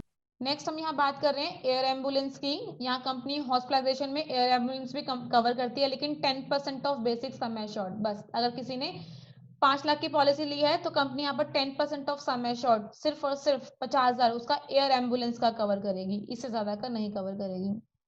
अब हम बात कर रहे हैं pre and post hospitalization. Pre and post क्या होता है, पहले थोड़ा सा ये चीज समझाना चाहूंगी। प्री मतलब हॉस्पिटल में एडमिट होने से पहले के खर्चे, वो खर्चे कौन कौन से होते हैं जो हम हॉस्पिटल में एडमिट होने से पहले के होते हैं।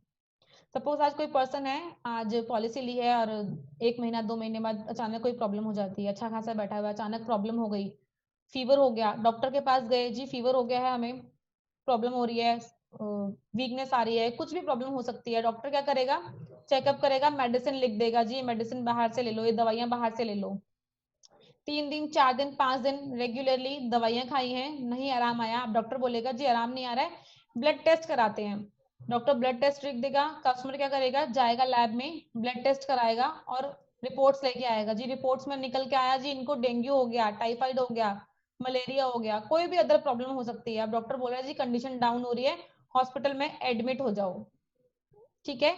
अब एडमिट होने के बाद तो जो खर्चा है वो तो कंपनी पहले से दे रही है, वो तो हमारा कैशलेस हो जाएगा, लेकिन ये जो एडमिट होने से पहले जो हमने 5 दिन दवाइयां खाई हैं, कोई मेडिकल टेस्ट कराया है, कोई भी और जो दवाइयां बाहर से ली हैं, डॉक्टर को फी पे की है एवरी टाइम की, हर बार हर रेगुलरली डेली जाने की जो फी पे की है, ये सारे एक्सपेंसेस जो कस्टमर ने किए हैं वो आते हैं प्री हॉस्पिटलाइजेशन, मतलब हॉस्पिटल में एडमिट होने से पहले के खर्चे, ये वो काउंट होते हैं। तो कंपनी कितना कवर करती है, वो 60 दिन पहले के खर्चे। अगर कोई किसी को आज प्रॉब्लम हो रही है, आज 1 फरवरी है, तो कंपनी 1 फरवरी से पहले 60 दिन पहले तक के सारे खर्चे कंपनी बियर कर लेगी। कंपनी कहेगी आप क्लेम हमें भेज दो, डॉक्यूमेंटेशन हमें भेज दो, हम पैसा पे कर देंगे आपको इसका। इसी तरीके से पोस्ट हॉस्पिटलाइजेशन, मतलब हॉस्पिटल से डिस्चार्ज होने के बाद के खर्चे। अब ये डिस्चार्ज होने के बाद के खर्चे कौन कौन से होते हैं, ट्रीटमेंट मिल गया हॉस्पिटल से, डिस्चार्ज हो गए हॉस्पिटल से, घर आ गए, अब डॉक्टर कहता है कि हफ्ते 10 दिन बाद दोबारा आइएगा, एक टेस्ट और करना है, और ये 10 दिन तक आपका कोर्स चलेगा, आपको ये मेडिसिन अभी 10 दिन तक और खानी है, 20 दिन खानी है, या 3 महीने टैबलेट्स चलेंगी आपके रेगुलरली, आपको हर 15 दिन बाद टेस्ट कराने आना है हमारे पास। ये डिस्चार्ज होने के बाद की बात कर रही हूँ मैं, ठीक है। तो ये सारे एक्सपेंसेस भी जो डिस्चार्ज होने के बाद कस्टमर ने किए, ये सारे एक्सपेंस भी कंपनी बियर करती है, लेकिन कितने दिन, 90 दिन के। तो शॉर्ट में बताऊंगी, अब हॉस्पिटल में एडमिट होने से पहले 60 दिन के खर्चे कंपनी कवर करती है, और डिस्चार्ज होने के बाद 90 दिन के खर्चे, 90 डेज के खर्चे कंपनी कवर करती है। यहाँ तक क्लियर है सभी को? क्वेश्चन था आपका, कुछ कह रहे थे आप? इधर से होगी, इधर। हेलो जी बताइए सर, कोई क्वेश्चन है आप? नो मैम, कोई क्वेश्चन नहीं। ठीक है, किसी का कोई क्वेश्चन है प्लीज डिस्कस कर सकते हैं। मैडम मैं ये यहाँ पूछ रहा था, जी हेलो, बताइए। इसमें सारी बीमारियां कवर रहती हैं? क्या चीज सर? इसमें जो मतलब सारी बीमारियां कवर रहेंगी इस वाले प्लान में? सारी बीमारी कवर रहती हैं, लेकिन कुछ बीमारियों के लिए वेटिंग आता है, वो आगे बताऊंगी सर, जब पीपीटी इसीलिए ओपन कर रखी है, क्योंकि जब स्टेप बाय स्टेप चीजें आएंगी तो मैं क्लियर करूंगी कि कौन कौन सी बीमारी कंपनी कवर करती है और किस में कितना वेटिंग लगाती है। मैडम एक पॉलिसी ली और किसी को कैंसर हो गया 1 महीने बाद, 2 महीने बाद, बड़ी बीमारी आ गई, तो सारी बीमारियां कवर रहेंगी? बिल्कुल सारी बीमारी कवर रहेगी। मैम जी शानू जी बताइए। पॉलिसी लेने के बाद, पॉलिसी मैंने आज ली ठीक है, और पता चला कि 2 दिन बाद बीमार हो गया, ठीक है क्या क्लेम सेटल रहेगा? सर। देखिए ये जो आपने क्वेश्चन किया है ना, मैं आपको इसका आंसर कर देती हूँ, वैसे तो ये आगे पीपीटी में आएगा, बट फिर भी स्टिल 3 यूनिवर्सल रूल होते हैं हमारी किसी भी तरह की हेल्थ इंश्योरेंस के लिए। जी वो रूल होते हैं, एक एक्सीडेंट डे 1 से कवर, अगर किसी ने Okay. आज पॉलिसी ली है और उसका कल या आज रात कोई एक्सीडेंट हो गया और एक्सीडेंट की वजह से हॉस्पिटल में एडमिट होना पड़ गया, जी ठीक है, कंपनी क्लेम देगी। ओके 24 घंटे हॉस्पिटल में एडमिट होना मैंडेटरी है। अगर कोई भी ऐसी कंडीशन हो जाती है कि कस्टमर गया और जाके 2 घंटे 4 घंटे में ट्रीटमेंट करा के आ गया, तो वो 24 घंटे एडमिट नहीं हुआ, कंपनी क्लेम नहीं देगी। अच्छा 24 घंटे एडमिट होना मैंडेटरी है, 24 घंटे बाद ही कंपनी क्लेम फाइल करती है, ओके ठीक है। तीसरा, कोई भी क्लेम कंपनी तब देगी, इनिशियल वेटिंग पीरियड जिसे हम बात करते हैं, अगर किसी ने आज पॉलिसी ली है तो 30 दिन के बाद पॉलिसी चालू होती है, ठीक है। 30 दिन से पहले कोई भी क्लेम होगा तो कंपनी क्लेम। क्लियर है मैडम? एक क्वेश्चन मेरा था मैडम, बताइए सर। कोई जोन 3 का व्यक्ति जोन 1 में जाके ट्रीटमेंट लेता है तो उसको किसी प्रकार का को पेमेंट देना पड़ता है क्या? नहीं सर, कोई को पेमेंट नहीं देना पड़ता है, ऑल ओवर इंडिया ट्रीटमेंट मिलता है। Thank you. ओके, यहाँ एक चीज और बताना चाहूंगी, जैसे मैंने इनिशियल वेटिंग पीरियड बताया कि 30 दिन का है, तो एक और बताना चाहूंगी, यहाँ हमारी पॉलिसी में कोरोना 15 दिन के बाद कवर है, तो कोरोना के लिए जो वेटिंग पीरियड है वो सिर्फ 15 दिन का है। आज किसी ने पॉलिसी ली है और 16वें दिन अगर वो पर्सन कोविड पॉजिटिव निकल जाता है और हॉस्पिटल में एडमिट करना पड़ता है तो कंपनी क्लेम देगी। मैम एक चीज और, प्री हॉस्पिटलाइजेशन जो है उसमें ओपीडी के चार्जेस जो हैं वो भी कवर हैं? बिल्कुल कवर है, वो ओपीडी ही तो सर होता है, हॉस्पिटल में एडमिट होने से पहले जो खर्चे होते हैं वो ओपीडी के ही तो होते हैं जी लेकिन वो सिर्फ 60 दिन के खर्चे कंपनी कवर करती है, 60 दिन के पहले के वो कंपनी नहीं देगी। ओके मैम क्लियर है? क्लियर है। चलो आगे मूव करें, नेक्स्ट डिस्कस करें। हाँ जी, मैडम जी, एक बात मेरा क्वेश्चन था। जी बताइए। ये आपने कहा कि मीन्स वे जी पॉलिसी लेता है और शाम को एक्सीडेंट हो जाता है तो वो पर वो उसका वो मिलेगा, लेकिन आप बता रहे हो कि 30 दिन पहले मिलेगा ही नहीं, पॉलिसी 30 दिन बाद रजिस्टर होती है। सर एक्सीडेंट डे 1 से कवर है, एक्सीडेंट एक्सेप्ट एक्सीडेंट कंपनी, क्योंकि एक्सीडेंट जो है ना वो अनफॉर्चुनेट होता है। देखो हेल्थ की प्रॉब्लम ना कई बार लोग क्या करते हैं ना, कंपनी को मिसगाइड करते हैं। कस्टमर को पता है मुझे ये प्रॉब्लम है और मेरी ये डॉक्टर ने बोला जी महीने 2 महीने बाद में ये सर्जरी करानी पड़ सकती है, तो लोग क्या करते हैं ना, अच्छा ठीक है सर्जरी में लगेगा 1 लाख 2 लाख, आज 10,000 दे के इंश्योरेंस ले लो। ठीक है, कस्टमर ने 10,000 15,000 दे के इंश्योरेंस ले लिया। अब कस्टमर सोच रहा है जी मैं 2 महीने बाद अपना ट्रीटमेंट करवाना चाहूंगा, मेरे को ये सर्जरी करवानी है, तो कंपनी पे कर देगी, तो सॉरी कंपनी पे नहीं करेगी। इसीलिए कंपनी 30 दिन का वेटिंग पीरियड लगाती है। इनिशियल वेटिंग पीरियड 30 डेज का है। 30 दिन से पहले कंपनी कोई भी क्लेम नहीं देगी हेल्थ का, एक्सेप्ट एक्सीडेंट। एक्सीडेंट अगर होगा तो कंपनी एक्सीडेंट के लिए जो भी ट्रीटमेंट करवाना होगा वो कंपनी पे करेगी। मैम, जी जितेंद्र जी बताइए। हाँ, जैसे प्री हॉस्पिटलाइजेशन का तो एडमिट होंगे तो वो मिल जाता है, ठीक है। ठीक है। लेकिन कभी कभी क्या होता है कि हॉस्पिटल में पेशेंट एडमिट होता है, माना कि उसे डेंगू हो गया, ठीक है। वो हॉस्पिटल में एडमिट हुआ, तो वहाँ उसका ट्रीटमेंट चल रहा है ठीक है। और वो हॉस्पिटल स्टार हेल्थ से लिंक्ड है। ठीक है। लेकिन कभी कभार मैक्सिमम ऐसा होता है कि उसके पास टोटली मशीनरी नहीं होती, वो कहता है कि आप प्लेटलेट बाहर से ले आइए, ठीक है। ठीक है। प्लेटलेट में भी क्या 2 प्रकार से होता है, एक तो नॉर्मल मिल जाते हैं 300-400 रुपए में, एक होता है जो एचडीपी होता है जो 8 से 10 हजार रुपए का खर्चा आता है उसमें, ठीक है। जो कहीं और जाके लाना होता है, ठीक है। तो वो कैसे कवर होगा? सर वो कंपनी अगर हॉस्पिटल कह रहा है कि बाहर से लाना पड़ेगा तो उसका पैसा कंपनी पे करेगी। कंपनी आप हाँ, नोटिफिकेशन में देगी। अगर कस्टमर भी पे करता है, सपोज अगर कस्टमर भी पे करता है तो कस्टमर उसके बिल कंपनी को दे सकता है, कंपनी उसका पैसा अच्छा, रिफंड करेगी। बिल्कुल बिल्कुल। कंपनी पे करेगी, या तो हॉस्पिटल पे करेगा। अगर हॉस्पिटल नहीं दे रहा है, हॉस्पिटल कह रहा है हाँ, कि हम ये पे नहीं कर रहे हैं, कंपनी से पैसा नहीं आया है और कस्टमर को अपनी पॉकेट से लाना पड़ रहा है, तो कस्टमर उसका बिल होगा ना, पक्का बिल होगा कस्टमर के पास, कस्टमर हाँ, उसका हाँ, पक्का बिल कंपनी में जमा करेगा, वो पूरा पैसा कंपनी रिफंड कर देगी। बिल्कुल बिल्कुल। क्लियर है? हाँ, क्लियर। मैडम एक सवाल है। जी राधेश्याम जी बताइए। मैडम इसमें डिलीवरी कवर होता है क्या प्लान नहीं में? सर, नहीं सर, फैमिली हेल्थ ऑप्टिमा में डिलीवरी कवर नहीं है। तो हमारे कौन से प्लान है जिसमें डिलीवरी कवर होता है, कौन कौन से प्लान? कॉम्प्रिहेंसिव प्लान है और यंग स्टार प्लान है, इन अच्छा दोनों दो में प्लान। मैटरनिटी कवर है, delivery young cover. Young star में गोल्ड प्लान लेंगे तब कवर है ना मैडम? बिल्कुल करेक्ट, गोल्ड प्लान में 3 साल के बाद। अच्छा सिल्वर में नहीं कवर है? सिल्वर में कवर नहीं है। अच्छा ठीक है, ठीक, ओके मैडम। ओके, और बताइए सर, यहाँ तक अगर सभी को क्लियर है तो नेक्स्ट डिस्कस जी करें आगे मैडम, पॉइंट। मेरा क्वेश्चन था। जी मेरा मंडोई जी क्वेश्चन था बताइए। जी। इसमें मैडम जैसे आपने बताया था शुरू में 50 प्लस जो है उनका हेल्थ चेकअप लगेगा, तो हेल्थ चेकअप खुद करवाएंगे या फिर? हेल्थ चेकअप इसके बाद नहीं सुनाई दिया, आवाज नहीं आया। हेल्थ चेकअप कस्टमर करवाएगा, कंपनी करवाएगी, ऐसा कह रहे हैं? जी जी। हेल्थ चेकअप कस्टमर करवाएगा, कस्टमर पे करेगा उसके लिए, कंपनी पे नहीं करेगी। तो क्या क्या चेकअप में, जांच में क्या क्या कराना पड़ेगा मैडम? नॉर्मल और वो कंपनी बताएगी, जो भी मेडिकल टेस्ट होंगे वो कंपनी उनको रिटर्न में मेल करेगी, कंपनी बताएगी कि ये मेडिकल्स होंगे, ये आप करा के लाइए, उसके बाद पॉलिसी अप्रूव हो। वो मेडिकल टेस्ट रेगुलर मैडम होते जैसे हैं, क्या बहुत है ज्यादा। कि एडमिशन होना क्या कह जी रहे हैं सर, बताइए सर, आवाज नहीं आ रही आपकी। मैडम, मैं ये बोल रहा था जैसे मतलब हॉस्पिटल में भर्ती होने के 60 दिन पहले का जो खर्चा है मतलब वो मिलेगा है ना, पर बिल्कुल हॉस्पिटल में एडमिट होना जरूरी है। बिल्कुल, पर हॉस्पिटल अगर में एडमिट एडमिट नहीं होना होता है जरूरी और है। नॉर्मली ऐसा ट्रीटमेंट चलता है हम्म। ना, नॉर्मल ट्रीटमेंट चलता है, केवल ओपीडी चलती है। हेलो।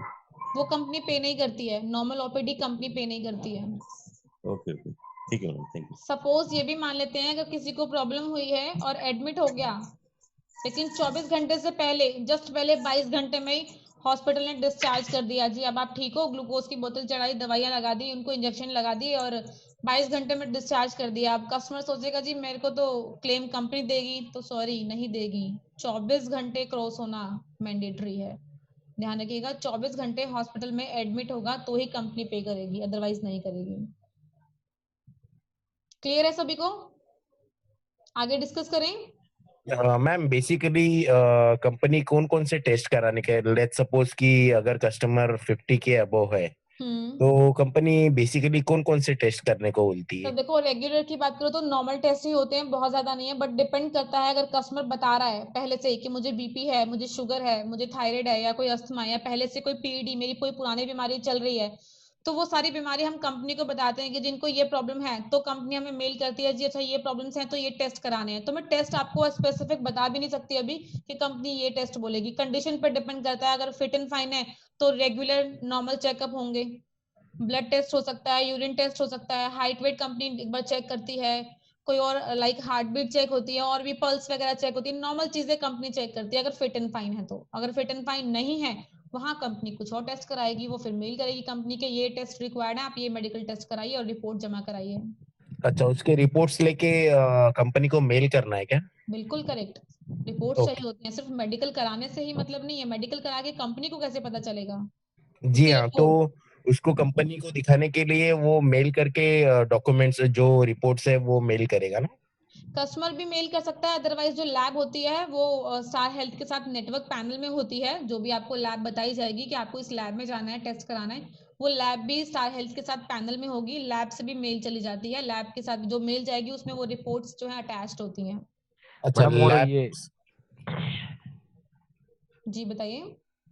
अगर कोई पॉलिसी लेता है और उसके पैसे कट जाते हैं पॉलिसी लेने के टाइम पे, और फिर वो कंपनी कहती है कि आपको टेस्ट कराने हैं, तो मतलब पॉलिसी लेने के बाद ही कंपनी टेस्ट कराने को कहेगी कि मतलब पहले हो जाएगा? सर देखो डिपेंड करता है, डिपेंड करता है। कई केसेस ऐसे भी हुए हैं जो पॉलिसी हो गई है लेकिन कंपनी ने पॉलिसी लेने के बाद में बोला है कि इनको मेडिकल कराना है, तो इन जी बिटवीन कस्टमर को पे करना है। कई बार ऐसा होता है कि 50 साल से ऊपर है, हम पॉलिसी बनाएंगे ना तो वो पॉलिसी ही नहीं बनती है, वहां पहले ही जी लिखा जी हुआ जाएगा कि मेडिकल टेस्ट इज मैंडेटरी, तो पहले ही जाके लैब में टेस्ट कराने पड़ेंगे, रिपोर्ट्स भेजनी होगी, रिपोर्ट्स भेजेंगे। यहाँ पे भी आर नंबर जनरेट होते हैं जो हमारा ऑपरेशन टीम के थ्रू होता है, उस आर नंबर से हम वो रिपोर्ट्स अटैच करते हैं कि ये रिपोर्ट्स हैं, ये इस पॉलिसी के अगेंस्ट है, वो रिपोर्ट्स वहां अटैच तो होगी, मैडम कंपनी चेक करेगी, देन अप्रूवल देगी। जी अगर बताइए। कस्टमर मना करने लगा टेस्ट की, तो फिर उसके पैसे वापस हो जाते हैं कि नहीं होते फिर? बिल्कुल हो जाते हैं सर। अगर कस्टमर देखो हमारे हैंड में है, विवेक जी जी आप इस चीज को समझो, कस्टमर को एग्री करना हमारे हैंड में है। इतना अगर जी कस्टमर को लग रहा है 3 लाख पे मेडिकल है और मेडिकल कराने जी जाएगा कस्टमर, तो नाना करते भी 2000 3000 4000 का एक्सपेंस आएगा, ये आप भी जानते जी हैं।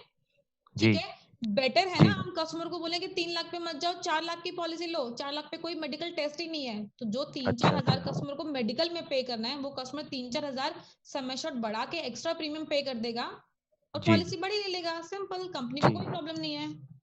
अच्छा अच्छा जो 50 के नीचे रहेगा उसके लिए ना मैम?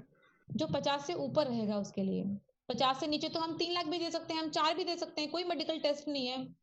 अच्छा, अगर 5 लाख के ऊपर की पॉलिसी है तो जो जिसका एज 50 के ऊपर है उन लोग को भी कोई मेडिकल टेस्ट करने की मेडिकल जरूरत नहीं? कोई जरूरत नहीं है, 4 लाख से कोई जरूरत नहीं है, सिर्फ 3 लाख पे कंडीशन है।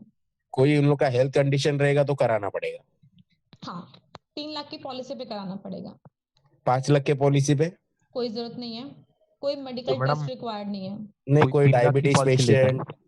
कुछ भी रिक्वायरमेंट नहीं है। अगर डायबिटीज भी है, हाइपरटेंशन है, कोई और अदर प्रॉब्लम भी हो सकती है कस्टमर को, तो कस्टमर को बस वो मेंशन करना होगा पॉलिसी में कि मुझे डायबिटीज है, लास्ट 5 साल से है, 10 साल से है, 15 साल से है, वो मेंशन करेगा। या जो जो टैबलेट ले रहा है रेगुलरली, अगर उसके लिए कोई टैबलेट ले रहा है तो वो टैबलेट वहां मेंशन करनी है कि जी मैं ये टैबलेट लेता हूँ, डेली टैबलेट लेना है मुझे, हम वो वहां अच्छा, मेंशन करते हैं कि ये टैबलेट का नेम है, दैट्स इट। टेस्ट की रिक्वायरमेंट नहीं है?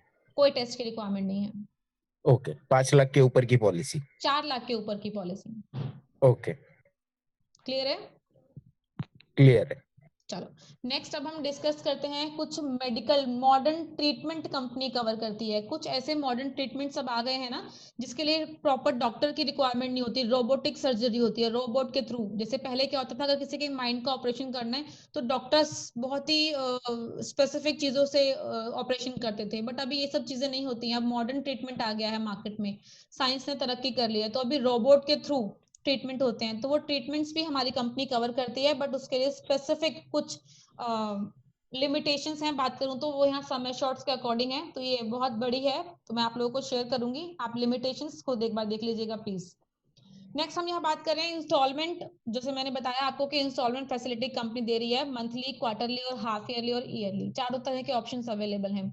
ध्यान रखिएगा, मंथली अगर किसी भी मोड में जाते हैं तो कंपनी सिर्फ 7 दिन का ग्रेस पीरियड देती है। अगर किसी ने मंथली प्रीमियम पे करना है और 1 महीने उसकी ईएमआई नहीं लगी या उसने पे नहीं किया, वो भूल गया कस्टमर, सिर्फ 7 दिन का टाइम मिलेगा। 7 दिन के बाद पॉलिसी लैप्स हो जाएगी, खत्म, पैसा फॉरफिट, कंपनी के अकाउंट में गया, कस्टमर की पॉलिसी खत्म। तो बेटर है मैम मत। जी मैम, जो एजेंट को कमीशन मिलता है उसके फर्स्ट प्रीमियम का मिलता है या फिर पूरे ईयरली का मिलता है? फर्स्ट प्रीमियम का सर, अगर कस्टमर मंथली पे कर रहा है और मंथली ईएमआई उसकी 1,000 रुपए की जा रही है सपोज, तो उस 1,000 में से जीएसटी हटेगा, ठीक है, और जीएसटी हटाने के बाद जो अमाउंट बनता है उसके ऊपर आपका पे आउट आएगा। बेसिकली अपने को हाफ ईयरली और ईयरली पे ही फोकस करना है, बाकी बिल्कुल की करेक्ट। दो मोड करना ही नहीं है। मैं जेन्युइनली बताऊं तो ईयरली पे फोकस कीजिएगा, हाफ ईयरली भी नहीं। बट जहां लगता है कि हाँ कस्टमर का प्रीमियम ज्यादा जा रहा है 25-30,000 40,000 का प्रीमियम है, वहां हम बोल सकते हैं कि ठीक है सर, अगर ऐसी बात है तो आप हाफ ईयरली कर दो ना, ठीक है। या ऐसे भी कर सकते हैं कि कस्टमर को बोलेंगे, अगर आप क्रेडिट कार्ड यूज करते हैं, हम ये भी तो बोल सकते हैं कि कस्टमर अगर क्रेडिट कार्ड यूज करता है तो अपने क्रेडिट कार्ड से पेमेंट कर दो पॉलिसी का, ठीक है।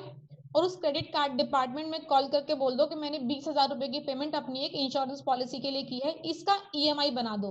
इससे क्या जी हुआ, हाँ।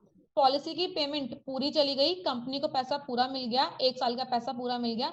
अब कस्टमर को जो ईएमआई पे करना है वो अपने क्रेडिट कार्ड डिपार्टमेंट, अपने क्रेडिट कार्ड के लिए बैंक को पे करना है, हमें कंपनी को नहीं पे करना, ठीक है। जी तो हाँ। पॉलिसी भी लैप्स नहीं होगी, पॉलिसी भी चलती रहेगी और वहां पर ईएमआई भी जाती रहेगी। तो ये हम ऑप्शन अपने कस्टमर्स को दे सकते हैं, ठीक है। जी हाँ। चलिए नेक्स्ट हम बात करें day care procedures. Day care से पहले कुछ चीजें बताना चाहूंगी आपको। कुछ वेटिंग पीरियड्स होते हैं हमारी पॉलिसी में। वेटिंग पीरियड क्या होते हैं, जैसे मैंने बताया कि इनिशियल 30 डेज का वेटिंग पीरियड है। किसी भी तरह का कोई ट्रीटमेंट अगर हमें पॉलिसी से लेना है तो उसके लिए पहले 30 दिन कंपनी वेटिंग लगाती है। सेम इसी तरीके से अगर किसी को कोई पुरानी बीमारी है जो पॉलिसी लेने से पहले से है, तो उसके लिए कंपनी 4 साल का वेटिंग लगाती है। अगर कोई कस्टमर डिस्क्लोज कर रहा है, कंपनी को बता रहा है कि मुझे बीपी है, मुझे शुगर है, मुझे कोई और अदर प्रॉब्लम है और मैं इसके लिए रेगुलरली एक मेडिसिन लेता हूं, तो कंपनी उसकी उस बीमारी को 4 साल के बाद कवर करेगी। इनिशियली फर्स्ट 4 सालों में अगर उसका बीपी को लेके कोई क्लेम आ गया तो कंपनी क्लेम नहीं देगी। बी क्लियर, 4 साल के बाद कंपनी बीपी का कोई भी क्लेम होगा कंपनी पे करेगी। तो ध्यान मैडम रखिएगा। जी जो डिस्क्लोज करेंगे उसी का क्लेम नहीं मिलेगा, बाकी कोई बिल्कुल बीमारी करेक्ट, आती है तो पूरा मिलेगा। वो पूरा मिलेगा और 30 दिन के बाद से स्टार्टअप हो जाएगा। जी जो हम डिस्क्लोज कर रहे हैं उसके लिए 4 साल का वेटिंग रहेगा, ठीक है। पुरानी जी बीमारी कोई भी हो सकती है, बीपी, शुगर, थायराइड, अस्थमा, कोई और अदर प्रॉब्लम, कोई सर्जरी हो रखी होगी, कुछ भी व्हाटएवर, बहुत सारी प्रॉब्लम्स होती हैं मेडिकल प्रॉब्लम। तो मेजरली प्रॉब्लम वही होती है जिनके लिए कस्टमर एक रेगुलरली मेडिसिन लेता है डेली। बीपी की डेली टैबलेट होती है, शुगर की डेली टैबलेट होती है, इसी तरीके से थायराइड जिन लोगों को होता है उन लोगों को डेली टैबलेट लेनी होती है। प्लीज कुछ लोग हैंड रेज कर रहे हैं तो मैं रिक्वेस्ट करूंगी, मुझे स्क्रीन पर हैंड आप लोग का दिख नहीं रहा है कि किसने हैंड रेज किया है। प्लीज कोई क्वेरी है तो अपने आप को अनम्यूट करके डिस्कस कर लीजिए डायरेक्ट, बेटर रहेगा।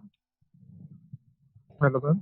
जी अंकित जी बताइए। मैम एक क्वेश्चन है, जैसे आप वो मॉडर्न डे ट्रीटमेंट का जो आ रही थी लिमिट मैम, हाँ जैसे वो क्या रहा था, जैसे सपोज किसी ने 5 लाख का दिया ठीक है। है, नेक्स्ट ईयर उसका नो क्लेम बोनस आ गया, जैसे उसकी ब्रेकअप हो गया टोटल 10,25,000 था, तो उसमें कौन सी लिमिट दी लगेगी मैम? बेस सम एश्योर्ड की सर, बेस सम एश्योर्ड, ठीक है। ठीक है, अब मैं आप लोगों को बता कि पुराने बीमारी का वेटिंग जो 4 साल का है, इसी तरीके से कुछ स्पेसिफिक डिसीज होती हैं। वो स्पेसिफिक डिसीज कौन कौन सी होती हैं, जिनके लिए छोटे छोटे ऑपरेशन की नीड होती है, जैसे स्टोन, पाइल्स, हार्निया, कैटरेक्ट, रसौली, knee replacement, fistula, spine related issues, gynae related issues. ये कुछ स्पेसिफिक डिसीज ऐसी हैं जिनके लिए किसी भी कस्टमर को, किसी भी पर्सन को छोटे छोटे ऑपरेशन की जरूरत होती है, जिसके लिए हॉस्पिटल में जाते हैं, 2 घंटे 3 घंटे एडमिट होते हैं और एक वो सर्जरी होती है जैसे स्टोन की, जिसे पथरी बोलते हैं। पथरी की सर्जरी आज की डेट में, पहले एक जमाना था जहाँ 1 दिन 2 दिन एडमिट होना पड़ता था, बट अब ऐसा नहीं है। अब जाते हैं और लेजर ट्रीटमेंट के थ्रू 3 घंटे 4 घंटे में ट्रीटमेंट होकर डिस्चार्ज भी मिल जाता है। इसी तरीके से कैटरेक्ट, जिसे हम लोग मोतियाबिंद बोलते हैं, मोतियाबिंद के भी आज की डेट में 2-3 घंटे में ऑपरेशन हो जाता है और डिस्चार्ज कर देते हैं।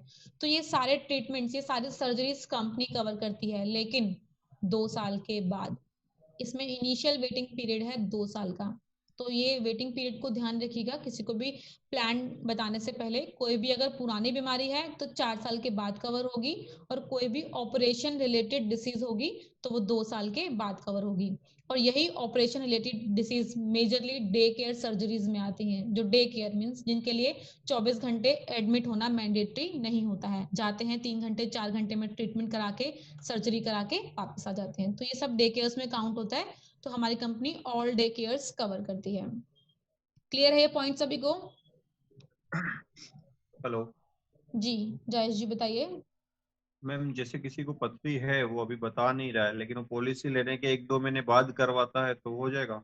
नहीं होगा सर, वेटिंग तो पीरियड है 2 साल का। कंपनी 2 साल बताएगा तो भी कंपनी 2 साल के बाद कवर करेगी, और नहीं बताएगा तो भी कंपनी 2 साल के बाद कवर करेगी। लेकिन वो दूसरी साल अगर पॉलिसी रिन्यू कराएगा तो उसको कवर होगा ना? नहीं होगा सर, 2 तो साल का वेटिंग है, तीसरी साल पॉलिसी रिन्यू होगी तब कंपनी क्लेम देगी। ओके, तो यानी तब तक वो पेपर संभाल के रख सकता है? बिल्कुल रख सकता है। ठीक है। ठीक है, अब हम कैटरेक्ट की बात कर रहे हैं। कैटरेक्ट मीन्स मोतियाबिंद। मोतियाबिंद की लिमिट होती है हमारी पॉलिसी के अंदर, तो यहाँ मोतियाबिंद के अकॉर्डिंग देख लेते हैं। कंपनी 3 लाख की पॉलिसी के ऊपर 25,000 एक आंख के लिए लिमिट पर आई की बात करें, यहाँ पे 25,000 एक आंख के लिए देती है, और दोनों आंखों का अगर मोतियाबिंद का ट्रीटमेंट कराना है तो कंपनी यहाँ 35,000 रुपए का ट्रीटमेंट कवर करती है। इसी तरीके से अगर कोई 10 लाख से ऊपर की पॉलिसी ले रहा है तो कंपनी एक आंख के लिए 50,000 कवर करती है, और दोनों आंखों के लिए 75,000 कवर करती है। तो कुछ लिमिटेशंस हैं कैटरेक्ट के लिए, बाकी किसी अदर चीजों के लिए लिमिटेशंस नहीं है। यहाँ हम बात कर रहे हैं ट्रीटमेंट इन प्रेफर्ड नेटवर्क हॉस्पिटल। देखो ये एक स्पेशल फीचर में काउंट होता है। जैसे मैंने पहले बताया कि जो हमारे कुछ नेटवर्क हॉस्पिटल्स हैं जो कंपनी के पैनल में है, कस्टमर जाएगा ट्रीटमेंट कराएगा तो कैशलेस होगा। इसी तरीके से कुछ प्रेफर्ड नेटवर्क हॉस्पिटल हैं जो कुछ कंपनी के खास हॉस्पिटल्स हैं। ये खास हॉस्पिटल्स कौन से हैं, इसकी लिस्ट मैं आप लोगों को व्हाट्सअप कर दूंगी, एक्सेल है मेरे पास, मैं व्हाट्सअप कर दूंगी। इसमें क्या होता है ना, अगर कस्टमर जा रहा है, देखो नॉर्मली किसी हॉस्पिटल में ट्रीटमेंट कराया जाता है तो वहां क्या होता है, हॉस्पिटल वाले अपनी मनमर्जी का बिल बनाते हैं। पता है इस सर्जरी के लिए या इस ट्रीटमेंट के लिए 500 का खर्चा आएगा तो हॉस्पिटल वाले वहां 800 रुपए बिल बनाते हैं। पता है जी, पैसा तो कंपनी से आना है, क्लियर है। लेकिन अगर कोई कस्टमर प्रेफर्ड नेटवर्क हॉस्पिटल में, जो कंपनी के खास हॉस्पिटल्स हैं, उसमें जाके अपना ट्रीटमेंट कराएंगे तो यहाँ कंपनी उनको 5,000 रुपए का कैशबैक ऑफर देती है।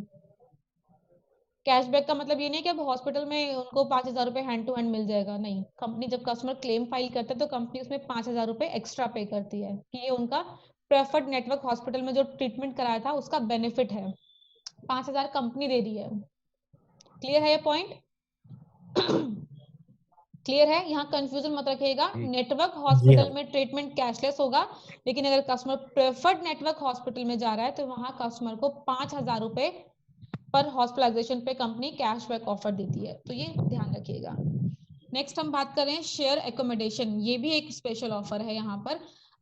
एकोमोडेशन क्या होता है, जब हॉस्पिटल में एडमिट होते हैं तो हम जो रूम लेते हैं, जरूरी नहीं है कि सिंगल प्राइवेट एसी रूम ही लें, कुछ एक ऐसे रूम भी अवेलेबल होते हैं जहाँ पर एक कर्टन लगा होता है, पर्दा लगा होता है बीच में, और एक बेड एक तरफ होता है और एक बेड एक तरफ होता है। जैसे आप लोगों को अगर मेरी स्क्रीन दिख रही है, पीपीटी की स्क्रीन दिख रही है, तो वो इमेज भी शो हो रही होगी। एक ही रूम के अंदर 2 पेशेंट्स हैं। अगर कस्टमर अपनी मर्जी से इस तरह का room, share accommodation, twin sharing room, अगर ऐसा कोई रूम लेता है तो यहाँ भी कंपनी उनको 800 रुपए पर डे का बेनिफिट देती है, जो 15 लाख तक की पॉलिसी पे है।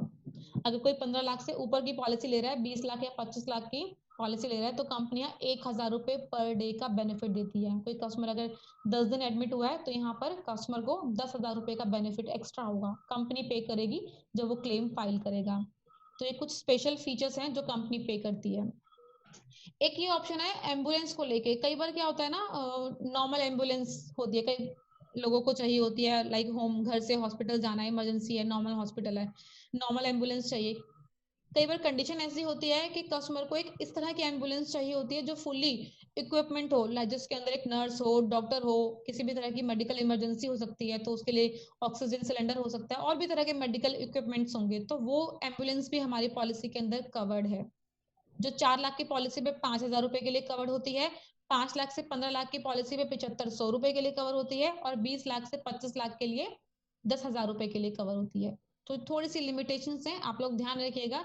इसका 1 पेजर है, पीपीटी है, आप लोगों को सभी को पीपीटी भी मिलेगी, इसका 1 पेजर भी मिलेगा, बट एक रिक्वेस्ट रहेगी सभी से, पीपीटी अपने किसी भी कस्टमर को आगे शेयर ना करें, ये स्पेशली हमारे एजेंट्स के लिए है, तो प्लीज ध्यान रखिएगा।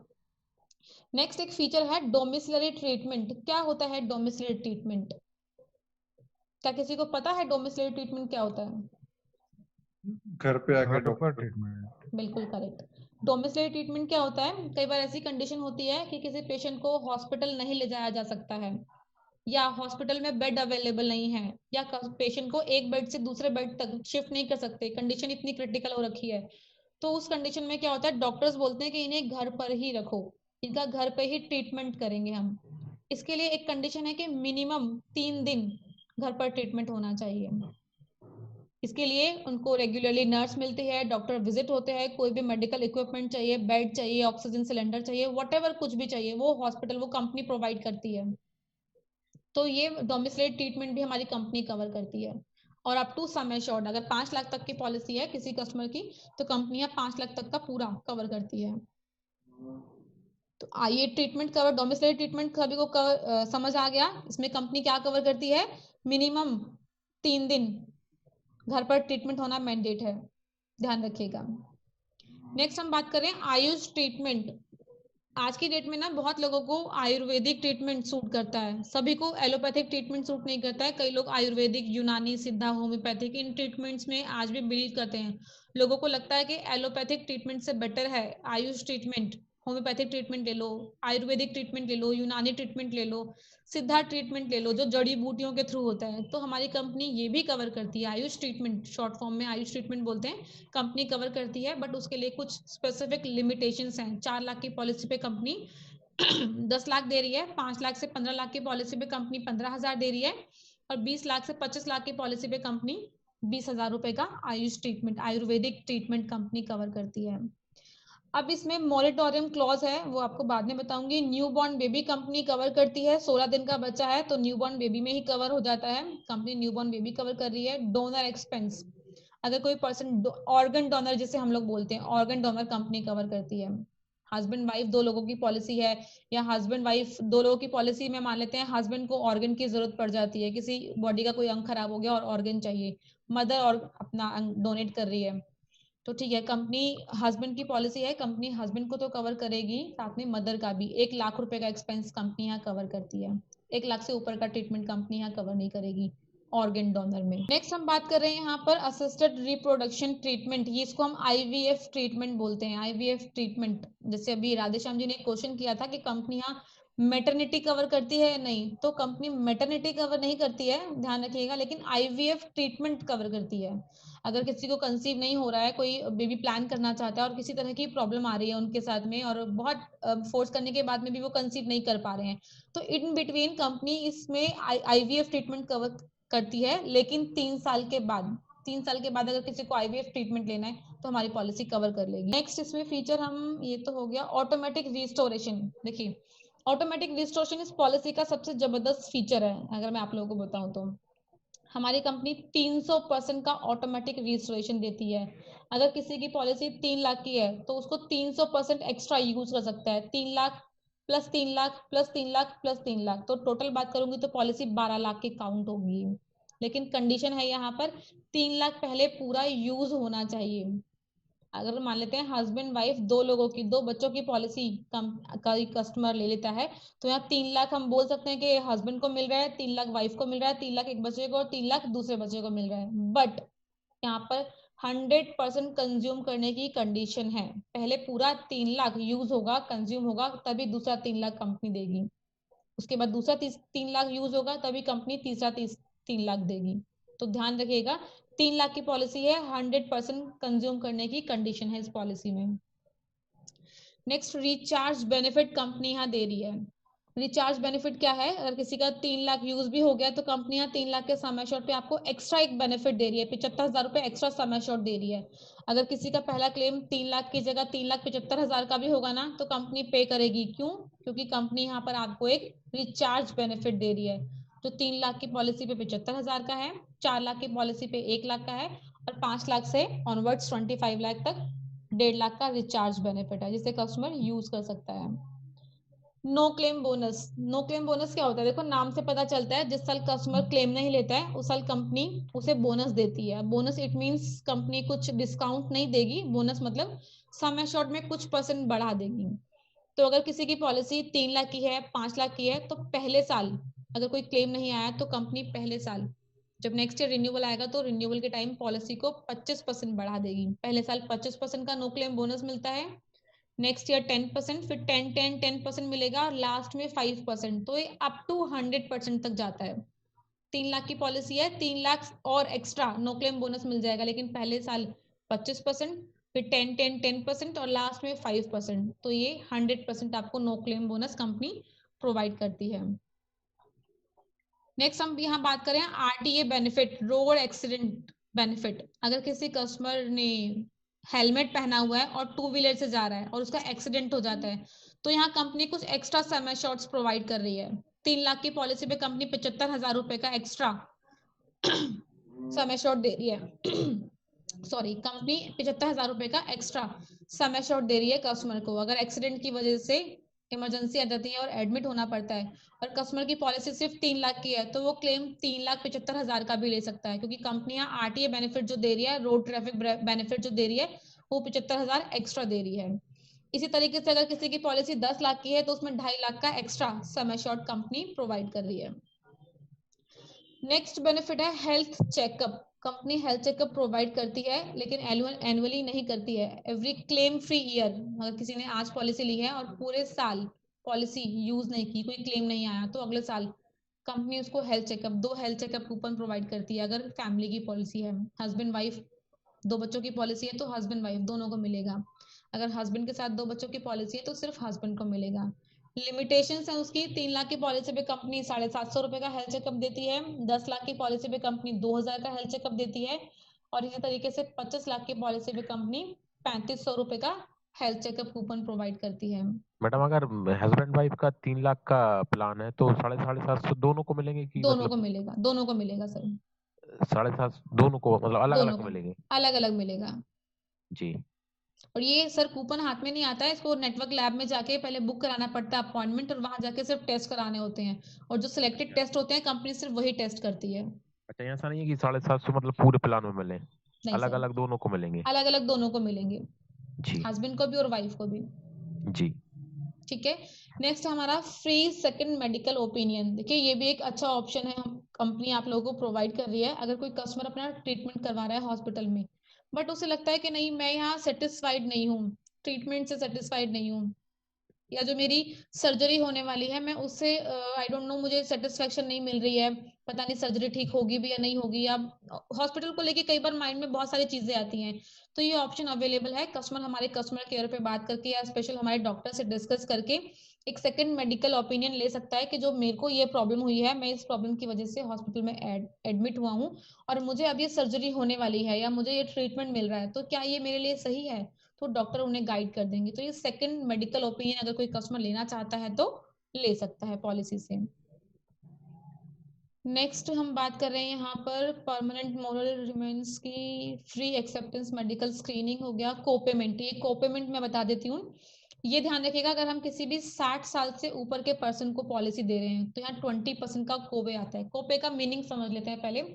कुछ % कस्टमर को बियर करना है और कुछ % कंपनी बियर करती है। कोपेमेंट का मीनिंग 100% कैशलेस नहीं मिलेगा, लेकिन ये कब है? जब कोई पॉलिसी 60 साल से ज्यादा, अगर कोई 61 साल कंप्लीट होने में 1 महीना भी कम है तो 60 में ही गिनती होगी, 60 में ही उनकी गिनती होगी। बट अगर कोई 61 क्रॉस कर गया है तो उसको 20% का कोपेमेंट बियर करना है। अगर किसी का 1 लाख का क्लेम आता है तो 80,000 कंपनी देगी और 20,000 20,000 कस्टमर को बियर करना है। तो ये 20% का कोपेमेंट आप लोग ध्यान रखिएगा कि फैमिली हेल्थ ऑप्टिमा प्लान के अंदर है। नेक्स्ट हम बात कर रहे हैं यहाँ पर, लगभग मैंने जैसे बताया ये स्पेसिफिक डिसीज की डिटेल्स आ गए यहाँ पर, जो कंपनी यहाँ पर वेटिंग लगाती है। इसमें स्टोन, पाइल्स, हार्निया, कैटरेक्ट, रसोली, knee replacement, gynae related issues, spine related issues और फिस्टुला हो गया। ये कुछ स्पेसिफिक डिसीज हैं जिसके लिए कंपनी 2 साल का वेटिंग लगाती है, तो ये वो एक्सक्लूजन ही कंपनी ने दिए हुए हैं। नेक्स्ट हम यहाँ बात कर रहे हैं टैक्स बेनिफिट हमारी पॉलिसी से मिलता है, क्लेम प्रोसीजर है। बस प्लान की अगर बात करूंगी तो सिर्फ इतना ही है। इस प्लान चलिए, मैडम थोड़ा ये टैक्स बेनिफिट समझ में नहीं आया, टैक्स बेनिफिट क्या रहता है? टैक्स बेनिफिट मिलता है सर, कोई भी अगर हेल्थ इंश्योरेंस लेता है और हेल्थ इंश्योरेंस के थ्रू अपना कोई क्लेम टैक्स बेनिफिट लेना चाहता है, जैसे अभी आईटीआर लोग फाइल करते हैं, आईटीआर के बेस पे लोग हेल्थ इंश्योरेंस स्पेशली लेते हैं क्योंकि उन्हें टैक्स में बेनिफिट चाहिए होता है, तो वो जी अंडर सेक्शन 80D क्लेम ले सकते हैं, जी। उसका बेनिफिट ले सकते हैं। अच्छा, उसका टैक्स नहीं लगेगा क्लेम का? टैक्स नहीं लगेगा सर, 25,000 मैडम की ये रिबेट मिल जाती आईवीएफ है। में, जी जी मैडम आईवीएफ में जो है क्या कंडीशन क्या है उसमें? 3 साल के बाद कंपनी आईवीएफ ट्रीटमेंट कवर करती है सर। जैसे अगर मान लो किसी ने सपोज आज पॉलिसी लेते हैं और 3 साल के बाद में आईवीएफ कवर करती है। ट्रीटमेंट करवाना चाहते हैं, ट्रीटमेंट कवर होगा आईवीएफ के थ्रू, अगर उनको मैटरनिटी का क्लेम लेना होगा तो वो कंपनी पे नहीं करेगी, अच्छा, सिर्फ केवल ट्रीटमेंट। ट्रीटमेंट। बिल्कुल, सिर्फ ओके ओके ट्रीटमेंट। ठीक। ठीक है, अब बताइए अगर कोई भी ऐसा पॉइंट होगा जो आप लोगों को ना समझ आया हो तो आप लोग डिस्कस कर सकते हैं। इसकी पीपीटी मैं आप लोगों को भी शेयर कर दूंगी, इसका 1 पेजर शेयर कर दूंगी, इसका रेट चार्ट शेयर कर दूंगी व्हाट्सएप पर। आई थिंक सभी को नॉलेज मिल गई होगी, बट इसकी एक वीडियो भी है जो ऑलरेडी प्लान की वीडियो है। प्लान की वीडियो बार बार देखने की कोशिश कीजिएगा, समझ आ जाएगा आप लोगों को कि प्लान में क्या है, क्या क्या बेनिफिट्स हैं। जब भी हम किसी कस्टमर से डिस्कस करते हैं तो मेजरली 5 से 6 चीजें ही बताई जाती हैं। Company single private AC room cover करती है, 60 दिन पहले और 90 दिन बाद का खर्चा कंपनी कवर करती है, आईसीयू रूम रेंट के ऊपर कोई कैपिंग नहीं है, 100% कंपनी कवर करती है, कोई मेडिकल चेकअप नहीं है, अगर कोई 50 साल से ऊपर का है तो मेडिकल होगा 3 लाख पे, कोई मेडिकल चेकअप नहीं है। प्रेफर्ड नेटवर्क हॉस्पिटल बता सकते हैं कि प्रेफर्ड नेटवर्क में जाएगा तो 5,000 रुपये का कैशबैक मिलता है। अपनी मर्जी से रूम शेयरिंग लेगा कस्टमर, शेयर एकोमोडेशन वाला पॉइंट था तो वहाँ पे 800 रुपये पर डे का या 1,000 रुपये पर डे का मिलेगा। तो ये कुछ स्पेसिफिक पॉइंट्स हैं, लिमिटेशंस आप ज़्यादातर कस्टमर को बताएंगे तो कस्टमर इसी में एग्री हो जाता है। बट जो लोग जेन्युइनली इसे ज़्यादा जानना चाहेंगे, क्योंकि आप में से कुछ लोग अभी बिल्कुल न्यू हैं, बहुत ज़्यादा नॉलेज नहीं है प्लान्स की, तो कोई भी प्रॉब्लम नहीं है, आप लोग मुझे कॉल पे ले लीजिए, अम्मा जी को कॉल पे ले लीजिए, हम बात करेंगे कस्टमर से, हम उन्हें पूरा प्लान डिस्क्राइब करेंगे और उन्हें क्लोज करेंगे। क्लियर है सभी को? प्लान समझ आया? जी विकास जी, जशन जी हैं हमारे साथ। जशन जी, आपको प्लान समझ आया है? हाँ जी मैम। चलिए, वेरी गुड, बहुत अच्छी बात है। जितेंद्र जी, आपको समझ आया प्लान? शानू यादव हाँ जी हैं? हाँ समझ में आया। आया मैम, समझ में आया। Very good. मंडलोई जी, आपको क्लियर है प्लान? हाँ। आप लोगों को प्लान समझ में आया होगा, क्योंकि प्लान अभी जैसे जो लोग न्यू हैं तो उनको थोड़ा टाइम, उनको लग रहा होगा कि शायद बहुत सारी चीजें हैं इसके अंदर, बट जब 1-2 बार आप लोग ट्रेनिंग लेंगे ना तो यही सब चीजें बाकी प्लान्स में भी कवर हैं, बस किसी में कम और किसी में कुछ ज्यादा। किसी में कंपनी एक बेनिफिट ज्यादा दे रही है तो किसी में कंपनी एक बेनिफिट कम दे रही है, तो ये आप लोगों के लिए हेल्पफुल रहेगा। सिर्फ एक मैं वीडियो शेयर करूंगी, सभी को भी रिक्वेस्ट रहेगी, जितने भी नए लोग हैं 2-3 बार उस वीडियो को, 15 मिनट या 20 मिनट की हार्डली वीडियो होगी, टाइम निकाल के वो वीडियो देखिएगा, डेफिनेटली आप लोगों की जो नॉलेज है वो शार्प हो जाएगी। ठीक है, तो अगर मैम जी जी जितेंद्र जी बताइए। जैसे अपने रिस्टोरेशन वाला जो इसमें है, तो किसी ने 3 लाख का लिया माना, ठीक है, और वो 100% यूज हो जाता है, उसके बाद रिस्टोरेशन होता है। बिल्कुल करेक्ट। माना कि वो एडमिट हुआ, उसका 2 लाख यूज हुआ, ठीक है, ठीक है, और 1 लाख उसका पड़ा है। ठीक फिर है, ऐसा होता है कि जब वापस दोबारा होता है तब उसका 1 लाख तो था, उसका 2 लाख और आ गया माना, तो ठीक वो है। कैसे रिस्टोरेशन होगा? मैं बता देती हूँ आप लोगों को। मान लेते हैं किसी की 3 लाख की पॉलिसी है, पहला क्लेम 2 लाख का आ गया, ठीक है, कंपनी ने पे कर दिया, रेस्ट क्लेम अभी जो अमाउंट है वो 1 लाख रह गया। अब दूसरा क्लेम फिर से कस्टमर का 2 लाख का या 3 लाख का आ गया, तो कंपनी सिर्फ 1 लाख देगी, क्योंकि यहाँ 100% कंज्यूम करने की कंडीशन है। पहले 3 लाख खत्म हो जाएगा, उसके बाद ही कंपनी दूसरा 3 लाख यूज करेगी। अगर वो पहला 3 लाख में अगर एक लाख भी बचा हुआ है तो कंपनी पहले सिर्फ 1 लाख का ही क्लेम देगी, 2 लाख का नहीं देगी। वहां डिस्चार्ज हो जाएगा, उसके बाद जब दोबारा क्लेम आता है कस्टमर का, फिर अगर 2 लाख का आएगा तो कंपनी आपकी बार 2 लाख पे कर देगी, 3 का भी आएगा तो कंपनी 3 पे कर देगी, लेकिन यहाँ एवरी टाइम 100% कंज्यूम करने की कंडीशन रहेगी। और हमारे साथ में राधे श्याम जी हैं, शानू जी, मैं तो यही रिक्वेस्ट करूंगी कि लगभग सारे लोग ज्वाइन कीजिए, बट अगर स्टिल, क्योंकि 4:30 यहाँ हो चुके हैं और नहीं होता है आप लोग के पास टाइम या नहीं निकल पाएंगे, तो रिक्वेस्ट रहेगी इसकी वीडियो हम लोग YouTube पर अपलोड करेंगे और आप लोगों के साथ शेयर करेंगे। एक बार प्लीज वीडियो देखिएगा और कोशिश कीजिएगा बिजनेस को ज्यादा से ज्यादा ग्रैब करने की। और जितने भी न्यू एजेंट्स हैं और जिन्होंने अभी तक एक सिंगल पॉलिसी लॉग इन नहीं की है, एक रिक्वेस्ट है अपने कोड को एक्टिवाइज कराने के लिए एक एक पॉलिसी अपने कोड में बुक कराइए। अदरवाइज कंपनी बहुत प्रेशर कर रही है कि जो लोग काम नहीं कर रहे हैं वो अपना कोड डीएक्टिवेट कराएं, उनका कोड एक्टिवाइजेशन में डाल दीजिए। तो मैं नहीं चाहती हूँ किसी का भी कोड डीएक्टिवेट हो, मैं नहीं चाहती हूँ, वर्मा जी नहीं चाहते हैं, इसलिए सभी से रिक्वेस्ट की जा रही है, सभी को कॉल्स की जा रही है कि एक एक पॉलिसी 6,000 रुपए से ऊपर का कोई भी अमाउंट होगा चलेगा, कम से कम 6,000 रुपए की एक इंडिविजुअल पॉलिसी भी होगी ना, अपने कोड में बुक कराइए और अपने कोड को एक्टिव कराइए। जब तक कोड एक्टिव नहीं होगा, एक सिंगल पॉलिसी भी आपके कोड में बुक नहीं होगी, कंपनी के लिए एजेंट्स का कोई वैल्यू नहीं है। क्योंकि कंपनी कह रही है कि जब एजेंट्स काम ही नहीं कर रहे हैं तो फिर फायदा क्या ना। कंपनी कह रही है कि मेरे लिए तो लायबिलिटी है कंपनी के लिए, तो जो लोग काम नहीं करें उनका कोड डीएक्टिवेट कराएं। तो प्लीज आप लोगों में जितने भी एजेंट्स हैं, मैं किसी का स्पेसिफिक नाम नहीं लेना चाहूंगी यहाँ पर, जितने भी लोग हैं जिन्होंने अपने कोड में पॉलिसी नहीं की है, प्लीज रिक्वेस्ट कर रही हूँ बार बार, अपने कोड में एक पॉलिसी करा के अपने कोड को एक्टिवाइज कराइए। क्लियर है सभी को? क्लियर, समझ में आ गया? Santosh ji thank you so much. चलिए फिर मीटिंग एंड अप करते हैं, जल्दी ही मिलते हैं दूसरी मीटिंग में।